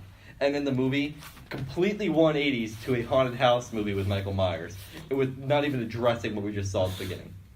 So what happens is Busta Rhymes, the rapper, and okay, so this is actually what happened. This sounds like a pitch. This is a cult film. It's a cult film. It's not. Oh, it's terrible. It's terrible. Absolutely terrible. If you like this movie, you are. You mean it's paracinema? It's paracinema. Yeah. So what really happens in this movie? Let me give a brief synopsis here. We have Busta Rhymes and Tyra Banks come out. Oh my god. They work for a company called Dangertainment. This is not a joke. This is real in this film. And so Dangertainment? Yes, and keep in mind this is also. So they run a web series for Dangertainment where they go into haunted places. It's essentially Ghost Adventures, like the TV show, and they just send people in haunted places, put cameras on them, and they, as we know from YouTube, like 1,000 views will get you roughly like 10 cents. Yeah. So like they that. say they Busta Rhymes in this movie. Keep in mind this is 2002, so video streaming online is very, very early. Yeah. And he says there's gonna be 1,000 people watching. We're gonna be so rich. I'm like, I don't know about that. So what you're saying is it doesn't age well. It doesn't age well. And then Busta Rhymes, he also adds, I'm gonna censor it, but MF. Mother blank at the end of like every line he has. So like if you did like a drinking game, take a shot after every time he says that, you would be gone. By the first 5 minutes. And he also delivers his lines so weirdly. Like he like whispers the end of the line like he forgot it, or like he wanted to add emphasis but he forgot to say it. Oh my god. And there's some lines like at the end of the movie, after Michael, which I'll come back to, gets burned, he's like, "You're looking a little crispy over there, Michael, like some chicken fried, mother blank." That's an actual line in the movie. Yo, this movie sounds amazing. It's a cult movie, dude. Caleb, you and I need to watch this movie together. So eventually, just that one. What they do is Michael Myers, technically, if you view it from the perspective of the audience, is actually in the right. They just send a bunch of people into the old Myers family house, and Busta Rhymes, I'm just going to call him Busta Rhymes, sets up a bunch of stuff to make it look like it was actually haunted, even though they didn't think Michael would be there. Turns out Michael's been living in the basement for 20 years, despite the fact that H2O just took place before it. Yeah. And which I'll get back to how they have Michael being alive because of the end of H2O. But so they send a bunch of teenagers into this house. You know, it's your typical lots of nudity for no reason. Yeah. Also, all the guys in this movie are just essentially rapists in this movie, or they're like they like everything about it. They're putting cameras down their shirts and like they have these lines and like touching. It's like it's really creepy, and I was not a fan of it. Yeah. That Katie Sackhoff, the star of Battlestar Galactica, she's in this movie, and it was so sad because she's so great in that show, and she is terrible in this film. Also, the guy from American Pie is in it. Okay. And which one? The douchebag? not Stifler and not Jim. Oh, okay. One of his friends, and not Oz, and not Finch. Okay. Kevin yeah. from American Pie. Oh. And so this film, when the biggest stars in your movie are Busta Rhymes and Kevin from American Pie, you're not exactly got a great film here. You're not gonna. So the film essentially, the way they take out Michael in this one is he somehow gets karate kicked out of a window by Busta Rhymes. And then, what? As he gets karate kicked out of a window, somehow manages to get hung outside of that window on like a power line, and then somehow manages to unhang himself, walk into a shed where he slips on blood, and then gets electrocuted in his man parts by somebody, and then hung and then set on fire. Yo. No, did Let's Busta go- Rhymes? Did he write this movie? No, I don't know, but he also Busta Rhymes is awesome. and he has a line after he karate kicks him in a window called "Trick or Treat, Mother," and kicks him out of there. Oh my god. That sounds like This movie, and also it's directed by the director of Halloween 2, which was not nearly as bad as this. Like, how did we get this movie? And the worst thing, what I hate about movies, I do this. just movies. What I hate when movies do this is when your sequel undoes the ending of the previous movie. Oh yeah. So at the end of H2O, we finally get this big thing where Jamie Lee Curtis as Laurie Strode, spoilers, kills Michael. She just cuts his head off. Movie ends. And it's like this like triumphant thing for Laurie Strode. It's over. Yeah. Then we get this weird, contrived flashback at the beginning of this one saying, well, actually, after Michael fell off the sledge, he put the mask on a security guard, duct taped his mouth, and Laurie actually killed a security guard and not Michael, and now Michael's back. And you're like, what? It doesn't make any sense. It doesn't make any sense. Also, it wouldn't, and somehow Laurie Strode knows this, despite the fact that she would have already been, like, in a mental hospital, so she would have heard about this. It doesn't make any sense. Weird. This movie is garbage, and I hate it, and I could go on for how long I hate it for so long. Talk to me about Halloween 2018. Halloween. No, we still got two other ones to mention before Halloween 2018. Do we? How many Yeah. movies are there? How many Halloween Okay, movies are? I still want to say I'll go fast. Rob Zombie made a remake, and then the sequel to that remake. The remake is not. It's a very edgy, hot topic remake of the show. It's not particularly that bad. The first one, I think, the first one, it's just inconsistent, which I'll come back to with the other one. But it like the beginning tries to make you feel sympathetic for Michael, and like he has a dad who is abusive. His mom is a stripper. His sister is like she's just really mean to him. Really, the only person that is not mean to Michael is the baby who can't speak. It's real, and so they make you feel sympathetic for Michael. And then Danny Trejo's in it for like 5 seconds. Apparently. And he's really pretty good in the movie. And you feel bad for him throughout the film. But anyway, the second half is a complete 180, and it's just grisly murder spree for Michael. And it was like, you just try to get us to feel bad for him, and now he's just murdering people. Also, this was produced by the Weinstein Company, so... That doesn't age well. But the second one, his sequel to the remake, is essentially a Rob Zombie music video just shoehorned into the Halloween universe, and it is garbage. It is next to Halloween Resurrection, one of the worst films I've ever seen. Cool. It is so bad. Like there was like some weird dream sequences where Sherry Moon Zombie, Rob Zombie's wife, is riding a unicorn into a scene, and like all of every single line that pretty much every single thing that their version of Laurie Strode says is just a scream. She screams and whines for 90% of the movie. And it is so annoying. Most of the film is just, like, shrieks. And it just gives me a headache. I had a massive headache after I finished the movie. So you mean the Sam Raimi Spider-Man trilogy? Oh, you just wanted to bring it up. Well, Sorry, anyways. Last one was Halloween 2. Halloween 2, the Rob Zombie version. Also, they try to set up this weird thing that apparently Michael and Laurie Strode have some weird mental connection. Oh, God. So, like... The Force. Yeah, so like there's this scene where whenever Michael's angry, she's now getting angry and it's turning her friends away, and now she's cool and hot topic in this movie. So she wears like Alice in Chains t-shirts and stuff like this. I'm pretty sure I actually saw a Rob Zombie poster in a Rob Zombie movie where it's like, come on, man, come on, like really. Wow. Yeah, the film is absolutely garbage. Don't ever bother with it. It is straight trash. Unless you want a good like laugh. But it will give you a headache. The only way I'd rather watch the one with Busta Rhymes in it. Yeah, like, that one sounds good. At least Halloween awesome. Resurrection will make you laugh out of how terrible it is. This movie will just give you a headache. Okay. But now we get to the new one. Yes. Well, Mon, you want to start off the topic? The real hot topic. The real hot topic. So I saw the film twice, and each time I noticed something different and interesting. They referenced the film, the previous films They a reference lot. the whole saga. They Really? the whole saga, Even though it's retcon? In terms of like from like shot wise, Yeah. So- not plot wise, but shot okay. From the wise. very beginning, they mentioned the baby time or the babysitter murders or something like that, which is what the original Halloween film was going to be made. And or they going correct to me be if I'm wrong, made. but they used Donald Pleasance's original like he's pure evil. Yep, yeah, Yeah. exactly. He did. So this is like the asylum scene, right? Or near the asylum, or is it around that? Around then, yeah. But this, they mentioned the baby sitter murders in the asylum scene. Yeah. The film didn't start off bad. It was really good. I liked how it started off. The opening titles are great. The opening titles, it was really good. I mean, it was.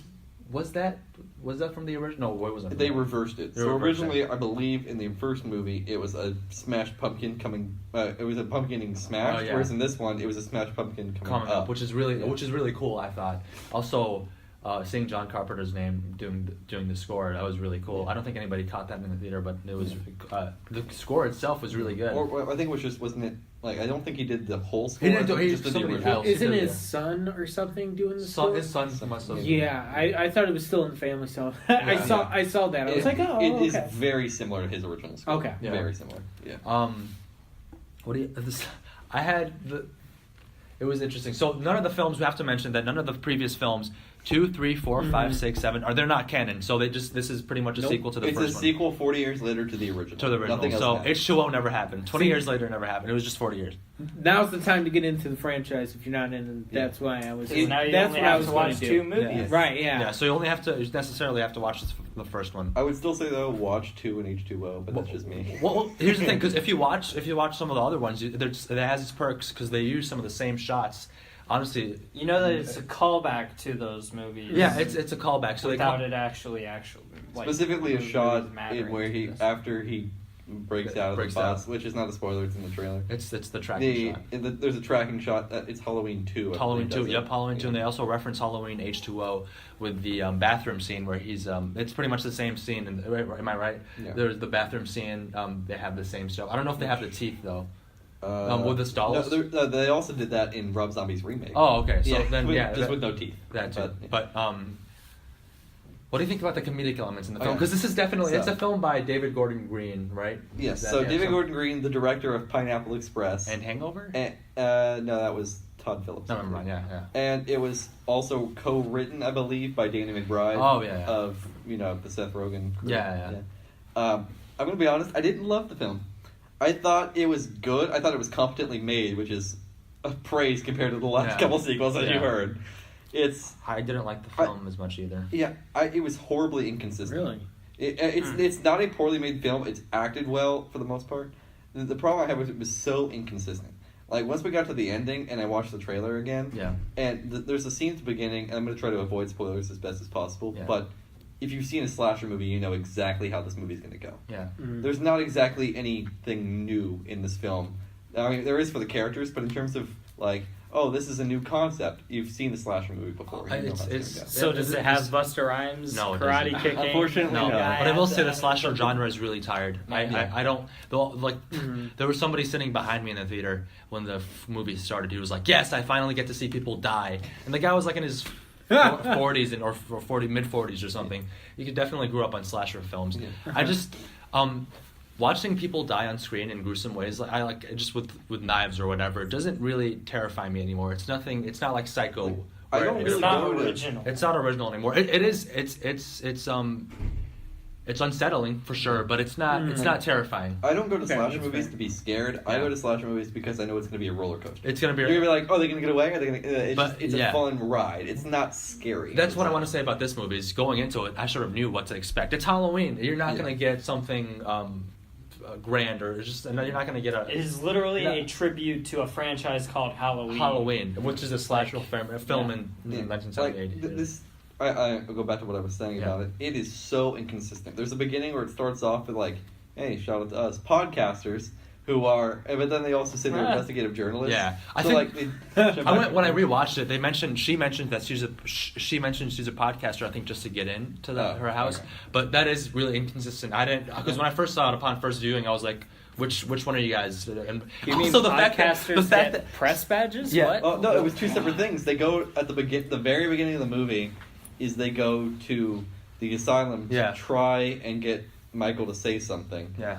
And they say something about what? Just say something in general. Yeah. He hasn't spoken a word since 1978. Yeah. Oh, okay. In this film. Oh, yeah, I saw that. And so they say they're podcasters too. I believe it's the doctor there. Oh, but then yeah. when they go to meet Laurie Strode, they say they're investigative journalists. That might have just been a way to get into Laurie Strode. Yeah. I'll give it that. But the fact that he mentions, I don't know. So he gets the mask. I don't know if you could do this in the real world, but he just took this piece of evidence from a gruesome murder in the 1970s. No, you can't. Yeah, you can't do it. Also, but he's that like mask- he has a friend. He has a friend in the investigative unit or something. Like, no. Also, This is there's no way they would have let him that close to Michael Myers, the deranged serial killer. They get like almost right next to him. Like, no, there's no way. And also, they get him all riled up. Yeah, that would never happen. I think the writing is really cheap. They definitely didn't take their time. Because there's things that are set up that are not paid off. They're not paid off at all. Yeah, like I don't want to go too much because I don't want to spoil it for you if you're gonna.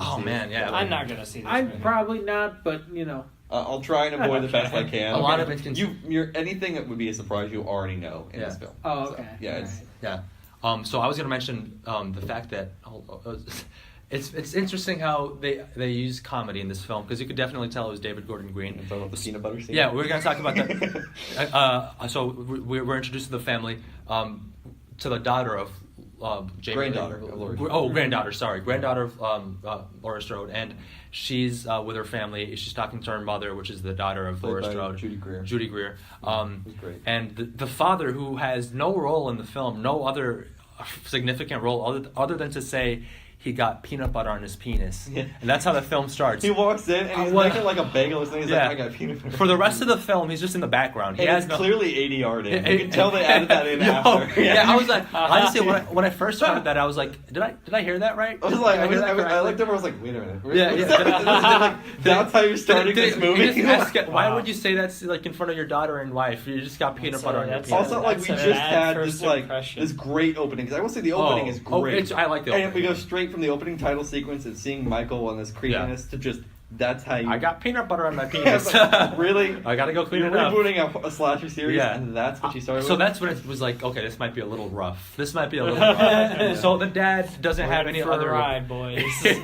He doesn't have any other role except being in the background for the rest of the film. Pretty much. There's another stupid thing he does, but I don't want to spoil it. But you know exactly what I'm talking about. I don't want to spoil it. So the writing is bad. Another part I want to mention about the writing was the worst part with the writing is that they set things up that are never paid off. A couple of things are they set up this whole thing about, well, maybe there's a connection between Michael and Laurie that's not necessarily blood related. It's just like a mental thing. Which is really... like one of them can't live without the other. Yeah. They're only alive now out of one is going to have to kill the other. It's sort of that Batman joke and it's thing. never paid off. Yeah. Because we got to keep a franchise running. Yeah, exactly. Another one is they set up something about how the daughter's boyfriend, apparently the daughter's boyfriend's father knew, the granddaughter's boyfriend's father knew her father's... it's all connected. Her father's... Okay, whatever. Anyway, connected. the dad of the granddaughter's boyfriend and the dad of the granddaughter both knew each other in high school. And there's like they set up saying like, oh, your father Lonnie was not a good guy. I used to buy weed from him in high school or something like this. And it's like they set this whole thing up about, oh, so what's going on with this dad? And they just never mentioned it again. Never mentioned it again. The sequel bait. Also, they have the other generic subplots that go nowhere. So you have I'm going to mention this, just another go ahead. example of lazy writing. You have the whole scene with the boyfriend and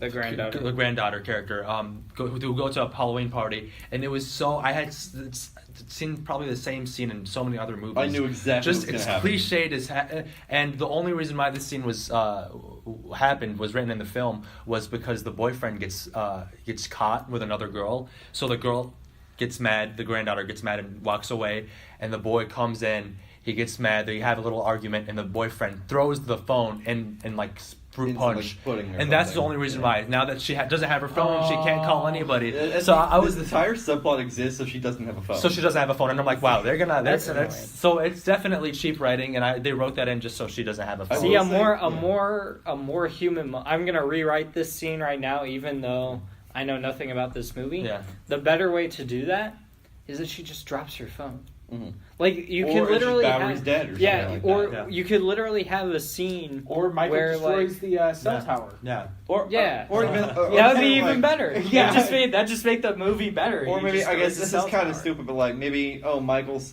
first coming after her in some scene, and he tries to stab her, but he hits the phone instead or something like that. Like that would be corny slasher while still giving a good reason why her phone is out of commission. Which I guess is also sort of a problem about doing the concept of Halloween in modern day because it's corny slasher, and that doesn't work in 2018 as well. Yeah. The only things that I really loved about this movie, Jamie Lee Curtis is great, but we do not get enough. We need more of her. Yeah, all the marketing is like the final confrontation between Jamie Lee Curtis and Michael Myers, and she's only really in the movie for like 45 minutes. 45 minutes. Yeah, I want to say she's barely in the movie. She really is. What? She's not really. The granddaughter is really the main character. Yeah. What? So why? So what I'm trying to get at is so opposite of what the trailers are I marketing. know, which is what made me so angry. So they could have made the film. They could have cut a lot of scenes and still had the same effect with the cell phone, for example. Which is why I mentioned it. I also want to mention the only comedic She could relief. have just mentioned that she broke her phone. Like it didn't even have to be a moment. Or she could have just been mad at her mother for something and just ignored her because they already set that up beforehand that she was mad at her mom for not inviting her grandmother. They could have just had the granddaughter ignore her mom. And that could have been it. That could have added a little more.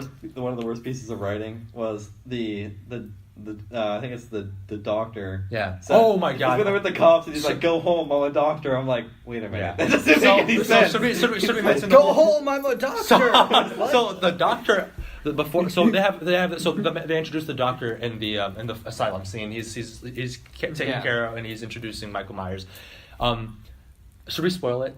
I don't know. I feel like I'm probably not going to watch it. So here's the thing. So I want to just mention this. So the doctor was like in every scene in the film, and I was like, "What's the point of this doctor? What's he? What and she even says, "Oh, you're the new Loomis." Yeah, it's really, exactly. And I was waiting for something to happen with this doctor because he's just in the background saying random things. He was working with Michael the whole time. Yeah, that's what it should have been. Well. Oh, was it? Well, here's the thing. Okay, well, here's the thing. Oh, frick! Did I just spoil the movie for myself? Yeah, you did. Well, but that's how cheap the writing is. You can sort of predict every single thing that happens. Yeah. So, what is, you want to do it? You can just ask. So essentially, the doctor, you find out that he wants to see what Michael would do in the wild because he hasn't said anything for 40 years. He wants to release him so that they can find out what's going to happen. So he kills the one cop who somehow knows Laurie Strode and was apparently present in the original movie, but he's never seen in the original movie. I was like, they should have just made it Sheriff Brackett in the original. Exactly. That's a whole other thing. And so he pulls out some penknife thing, stabs the cop in the neck, throws Laurie Strode's granddaughter in the back of the cop car, and just puts an unconscious Michael in the back, who wakes up, kicks the metal grate thing out of the back of the cop car into the doctor, who eventually just says, "Say something," and then Michael kicks his head in. He drives his head in. Yeah, he doesn't drive his head. He kicks his head until it explodes. The movie Drive, he bashes his head in. Yeah, he drives it. And also heads do not explode like that. Oh my god! It's like jelly. It does not make I want to talk sense. about the scene before this. So I think the film had a little problem balancing tones. So you had a comedic tone and you had this The darker side that's trying to take this film seriously. Yeah. The scene before, there was a scene between two police officers. One's talking about awful. What did he have? A freaking. He's like he got some kind of like Indian sandwich or something like that, and he's like, there's this other cop who's supposed to be like the fat cop. Yeah.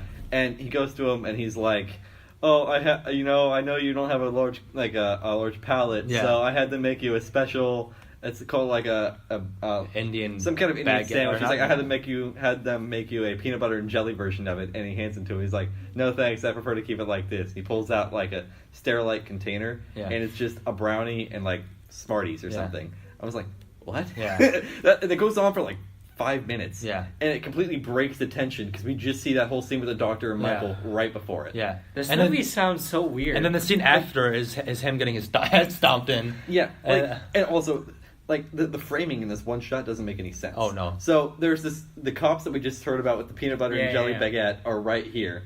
And then there's the cop car that the doctor stole with an unconscious Michael and Laurie Strode's granddaughter. That's only parked about maybe 50 feet away. Yeah. And the one door is open, and he gets out of the back, and Michael is still out there kicking the crap out of this doctor. Yeah. And I'm like, and the lights are, like, the headlights are pointed the way, so they'd still be able to see this. I'm like, how can these cops not see that? And they're radioing him. He's like, I can't remember the cop's name. He's like, "Come in, you all right?" And he calls him, you can't see that? It's 50 feet away. Yeah. The framing doesn't make any sense in the shot. I know we're really trashing this movie, but it's not poorly made necessarily. It's so inconsistent. A scene I want to highlight is the scene with the house with the flashing lights. Flashing lights. That was cool. That was cool, and that was original because I hadn't seen that in any There's other. the scene where there's this teenager who he's drunk and he's sitting in this backyard. Yeah. And he just sees Michael standing by a tree, and he thinks it's like his neighbor who's in this house, but he's drunk, so he doesn't realize it. And he's like, "I'll get out of your yard real quick." And there's like these security lights that anytime there's movement will motion sensing. They start flashing. Motion sensing lights. That's so cool. Essentially, they come off. Michael will move, then they'll flash on again. That's cool. And That's some Doctor Who Weeping Angels. It was a really cool sequence, and also I will say the kills in this movie are grisly, and they top the ones in the original movie. I just wish for that scene specifically, I wish I cared about that character more because that would make it matter. All the guys in this movie are creepy. They really are. Yeah, they're all the dudes in this movie. They're like so creepy. It's like the dad. All he has is like peanut butter, and then like the one boyfriend is completely a womanizer, pretty much. A womanizer, and then the granddaughter's best friend, like, "Oh, you just got dumped by your boyfriend. Somebody go ahead and kiss you." Yeah, it's like, they're all horribly written. It's bad. All the guys in this movie except for Michael are just. I guess Michael's a terrible person too, but for a different reason. Are just bad people. Yeah. Michael Myers. That's the point. The other characters. The only good male character who's cliches in a nutshell. The only ones who's not a cliche is the cop. The cop. He's pretty good. And he kind of looks like George W. Bush. Oh, he really does. But no, I saw. Just so you know, 15 minutes. Yeah, 15 minutes. So I wanted to talk about other Halloween movies, but I guess we could just wrap up on Halloween. I think a good way, after we wrap up with this new Halloween, I think a good way is maybe we both give like 3 to 5 good and bad Halloween season movies as like recommendations. We just go around real quick, say what we think. Oh, frick. Oh, okay. Halloween movie recommendations. And if you guys don't have that, you can just pass. I got some. I don't know if I have bad ones. I'm gonna rack my brain while you two. So I'm gonna mention this is a classic that I saw for the first time this summer, and I was saddened that I had waited this long. The Shining. Watch it. Very atmospheric. You could learn a lot if you're interested in films. You're interested in nothing that's like jump scary in your face all the time. The Shining really helps. My brother was watching that the other day. I came home to it, but it was at the end, so I just walked away. Yeah, but The Shining is a classic, really good Halloween film. I'd recommend it definitely. Mm-hmm. You got any other more you want to mention? Oh yeah, I want to mention more, but I thought we only had one. Yeah, we'll go here. We'll go around for the first round, and then you two can just go back and forth. Okay. So for me, I guess I don't know. I know this isn't a movie. I don't really have a horror movie that I want to recommend. I will say, actually, you know what? A good horror movie to watch for the Halloween season is The Blair Witch Project. I don't like the movie because I don't like horror movies, but it is a really good horror movie. Yeah, I would agree with that. And it revitalized the horror genre. And it still, I would say, ages well. Yeah. It's just you guys were talking about how the aesthetic of Stranger Things really fits for the plot. I think Blair Witch Project has that in the same way, but instead of like the setting and the aesthetic, it's all about the way that it's shot in the found footage format. Makes you really immersed in these characters in a way that no other movie really manages to capture. I would also say knowing the context of when it was released. Yeah. Also benefits. Yeah, that marketing strategy is crazy clever. Yeah. So, I if you're in for horror movies, I would recommend that one. Yeah. I think that's the biggest recommendation I can give. But if you don't like found footage movies, don't bother. Yeah. Don't bother. Yeah. The best one that I can recommend that actually isn't a horror movie is the Harry Potter movies. Oh wow! I mean, Yeah, those There are kind certainly of some scenes that are spooky in that. Oh Yeah. yeah. Oh, the Dementors. Yeah, the Dementors are Oh freaky. man. The end of Goblet of Fire Yes. freaked me out as a kid. Yes. no man, Dementors yeah. for They could scar you, but Literally. they. Yeah. I'm sure you guys are probably going to have another topic on this with Fantastic Beasts coming out in a couple Oh, of I'm weeks. sure we will. I'm gonna have to I'm gonna binge all the Harry Potter. Yeah, we need to watch. Yeah.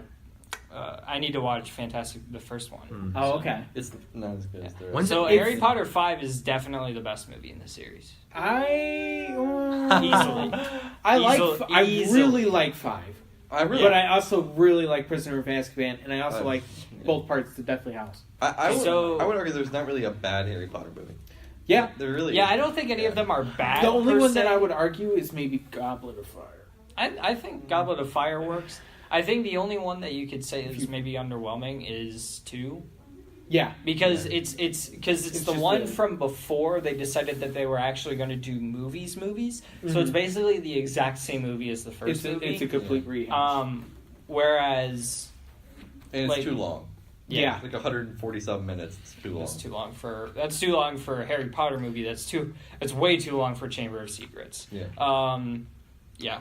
What do you think of Deathly Hallows Part 1? I don't want to keep... I think it's better if you watch it with part 2 right after. Okay. Yeah. I liked it. think This was that's- pre-Fantastic Beasts. I liked the aesthetic that we weren't in Hogwarts. Yeah. That's what I really liked about Part 1. Now, I haven't watched Part 1 since Fantastic Beasts came out. Yeah. I like Fantastic Beasts. It just... If I treat it as its own franchise, it's better.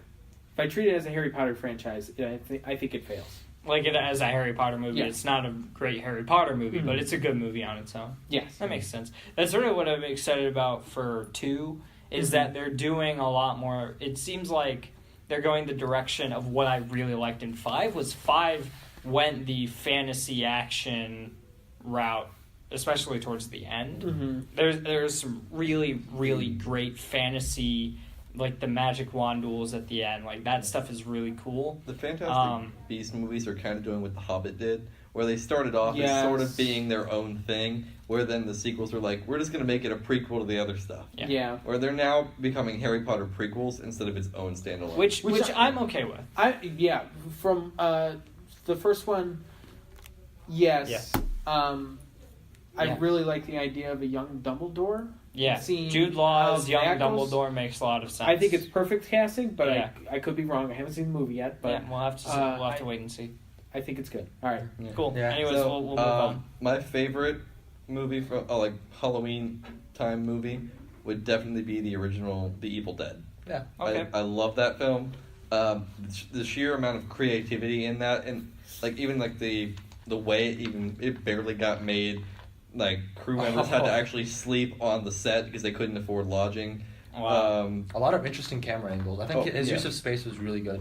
And the fact that they're mostly in one location for the entire film, and Yeah. you never get bored of the Yeah. location. Oh yeah. Bruce cool. Campbell is great. Oh, Yeah, it is. He's a highlight, dude. That whole trilogy, like Evil Dead 2, Army of Darkness. You could do that, binge it all in an afternoon. Yeah. It is one of the best trilogies I've ever seen. He wishes he could just keep doing Ash versus the Evil Dead for the rest of his life. I'm Sadly, sure. the TV show on Starz got canceled this year, but I would say the TV show's good too. It's not as good as the movies, but it's still good. The remake that they did in 2013 is good, but it's a completely different film. Okay. It is a straight up horror movie, whereas Evil Dead is more of like a, I don't want to say horror comedy, but it's more of like a Slap. It's not, but it's Sam Raimi's style. it's its of own beast. It's not really a scary movie. It's just a horror film. Yeah. I guess it doesn't really make a lot of No, sense. but I don't. Yeah. But I know. Because I saw the remake and it was more of a horror. The remake is like it's darker, it's grimier, Yeah. it's Evil Dead scary. is Sam Raimi because it's like a little sillier at some point. Yeah. But he's definitely a filmmaker who knows how to shoot horror. Yeah. It's got that Sam Raimi sort of spark to it. Yeah. So are you and I I just gonna go haven't back seen and it. forth No, for I like think- 5 minutes of like? I think we're good. Well, because We can just rapid fire real quick before we sorry. say we yeah. could do rapid fire our worst films Yeah. that we've seen. Worst horror films. I already mentioned mine. It was Halloween Resurrection and Halloween H2O. Okay. And I will say, also on that list, Alien vs. Predator Requiem is straight trash. Okay. Dang, this is hard because every time, usually I just forget the horror movies that are bad. But specifically, I don't have one off the top of my head. Just skip me. Go to I don't know. Give me. I don't know. So, it's not bad. The Babadook is not bad. It's just Controversy. it's super. How would you mention this? No, it's just like it's, Like, oh. for me. So it's like the Blair Witch Project is probably my favorite horror movie. The Babadook is my least favorite. Again, not because it's bad, but because I was too scared. Oh no, yeah. I see Because I see what so, as somebody who does not like being scared at all costs, that movie was pretty terrifying. What So, one was yours? This is not a horror movie. It's a Halloween movie. Ghostbusters 2016. Oh, I completely agree with you on that let's one. not get into that. We'll have to do an episode about that in the future. Final thoughts for me. I think I don't specifically know a horrible film or a bad horror film, but I do know that for every good horror film, there's like 3 bad horror films out there. There are 3 trash ones. 3 trash ones. So like, and those would include the sequels and remakes and whatever that come after that, but who fail to sort of capture the same feeling that the first original Can I did. count The Room and how scary bad it is? Yeah, I got that. Okay. And Yeah. I just want to rapid fire real quick some good ones just to check out. Recommendations. Yeah, recommendations that even if it's not Halloween, they're still good to check out. The if you're not squeamish, the Saw series, at least the first 3 are good. Scream, at least the first 2 were good. I want to shout out Yeah. Sar's short, Nightmare on Elm Street. That's a really good film. Oh yeah, Nightmare on Elm Street. The first one is fantastic. The third one is good. I actually want to say the first one was based on a true story of people Yeah. who died in their sleep in Indonesia or something. Yeah, something like that. Yeah. Like I said, Scream, Nightmare on Elm Street. Jason? Would you mention? Oh, Friday the 13th. I Friday mean, the they're not 13th. necessarily good movies, Yeah, but they're fun. They're Halloween-esque. The first one especially. Friday the Obviously, Halloween. The ones you heard us talk about that for a while. If you want to watch more contemporary horror films that are really good, It Follows. Yeah, I recently saw a film called Let the Right One In that took a really different take on the vampire genre. I want to see Hereditary, but I haven't seen it. I want to recommend it to people. I should recommend People it have to been myself. telling me that it's good, not as a horror movie, but just Yeah. as a movie. Yeah. I don't know. The Evil Dead series. Another one that's more contemporary. It's actually. No, it's not more contemporary. Alien. Yeah. Alien, or at least the original Oh, one is yeah, scary. yeah. And the last one I want to mention, it's sort of recent. It was 2007. It's more of a cult film. Not many people have heard of it, but it's called Trick or Treat. But it's it's just of course. letter I've R. heard of it. I love Yeah. that. Yeah. It's essentially it's several different like segments that are all broken up and they intertwine throughout the night of Halloween. Sure. It's kind of it's not really scary. It's more of just a Halloween film. Yo, that movie freaked me out as a kid. Yeah. Was that the one? Sorry, but did that include a segment where there was like a cannibalistic thing going on? There were some zombies. Zombies. Okay, then never mind. Zombies are cannibals. I mean, there's I'll have to talk about that Yeah. afterwards, but there's some scenes like that. Yeah. But yeah, those are the recommendations. I would definitely check them out. And I don't really count it as a horror film, but American Psycho is really good too. Yep. Okay. Neat. Yeah. Anything else? We are now on Spotify. Yeah, well, so that has been the 7th episode of the Cate-Cast. Special announcement, just as Sawyer said, we are now on Spotify. And it's a little weird on there. We don't have like an artist page for some reason, Yeah. but the episodes will pop up. Yeah, At least they should. We'll and send us emails and stuff, or Leave just comments on YouTube or leave something. comments on YouTube. Or tweet at us. As I said, I'm doing a Kingdom Hearts 2 stream. I might, depending on how soon I finish Kingdom Hearts 2, I might do other games in the series, or maybe I'll just do a different game. Who knows? Caleb, any special announcements? We loved having you on, man. Yeah, thanks for coming on. Thank you. No, not at the moment. I don't really. I'm just going through a post show mortem right now, so I don't really know my next projects just yet. You did really good. Oh, yeah, thank you. Yeah, we all really liked your character in there. So I loved being a part of it. So nice.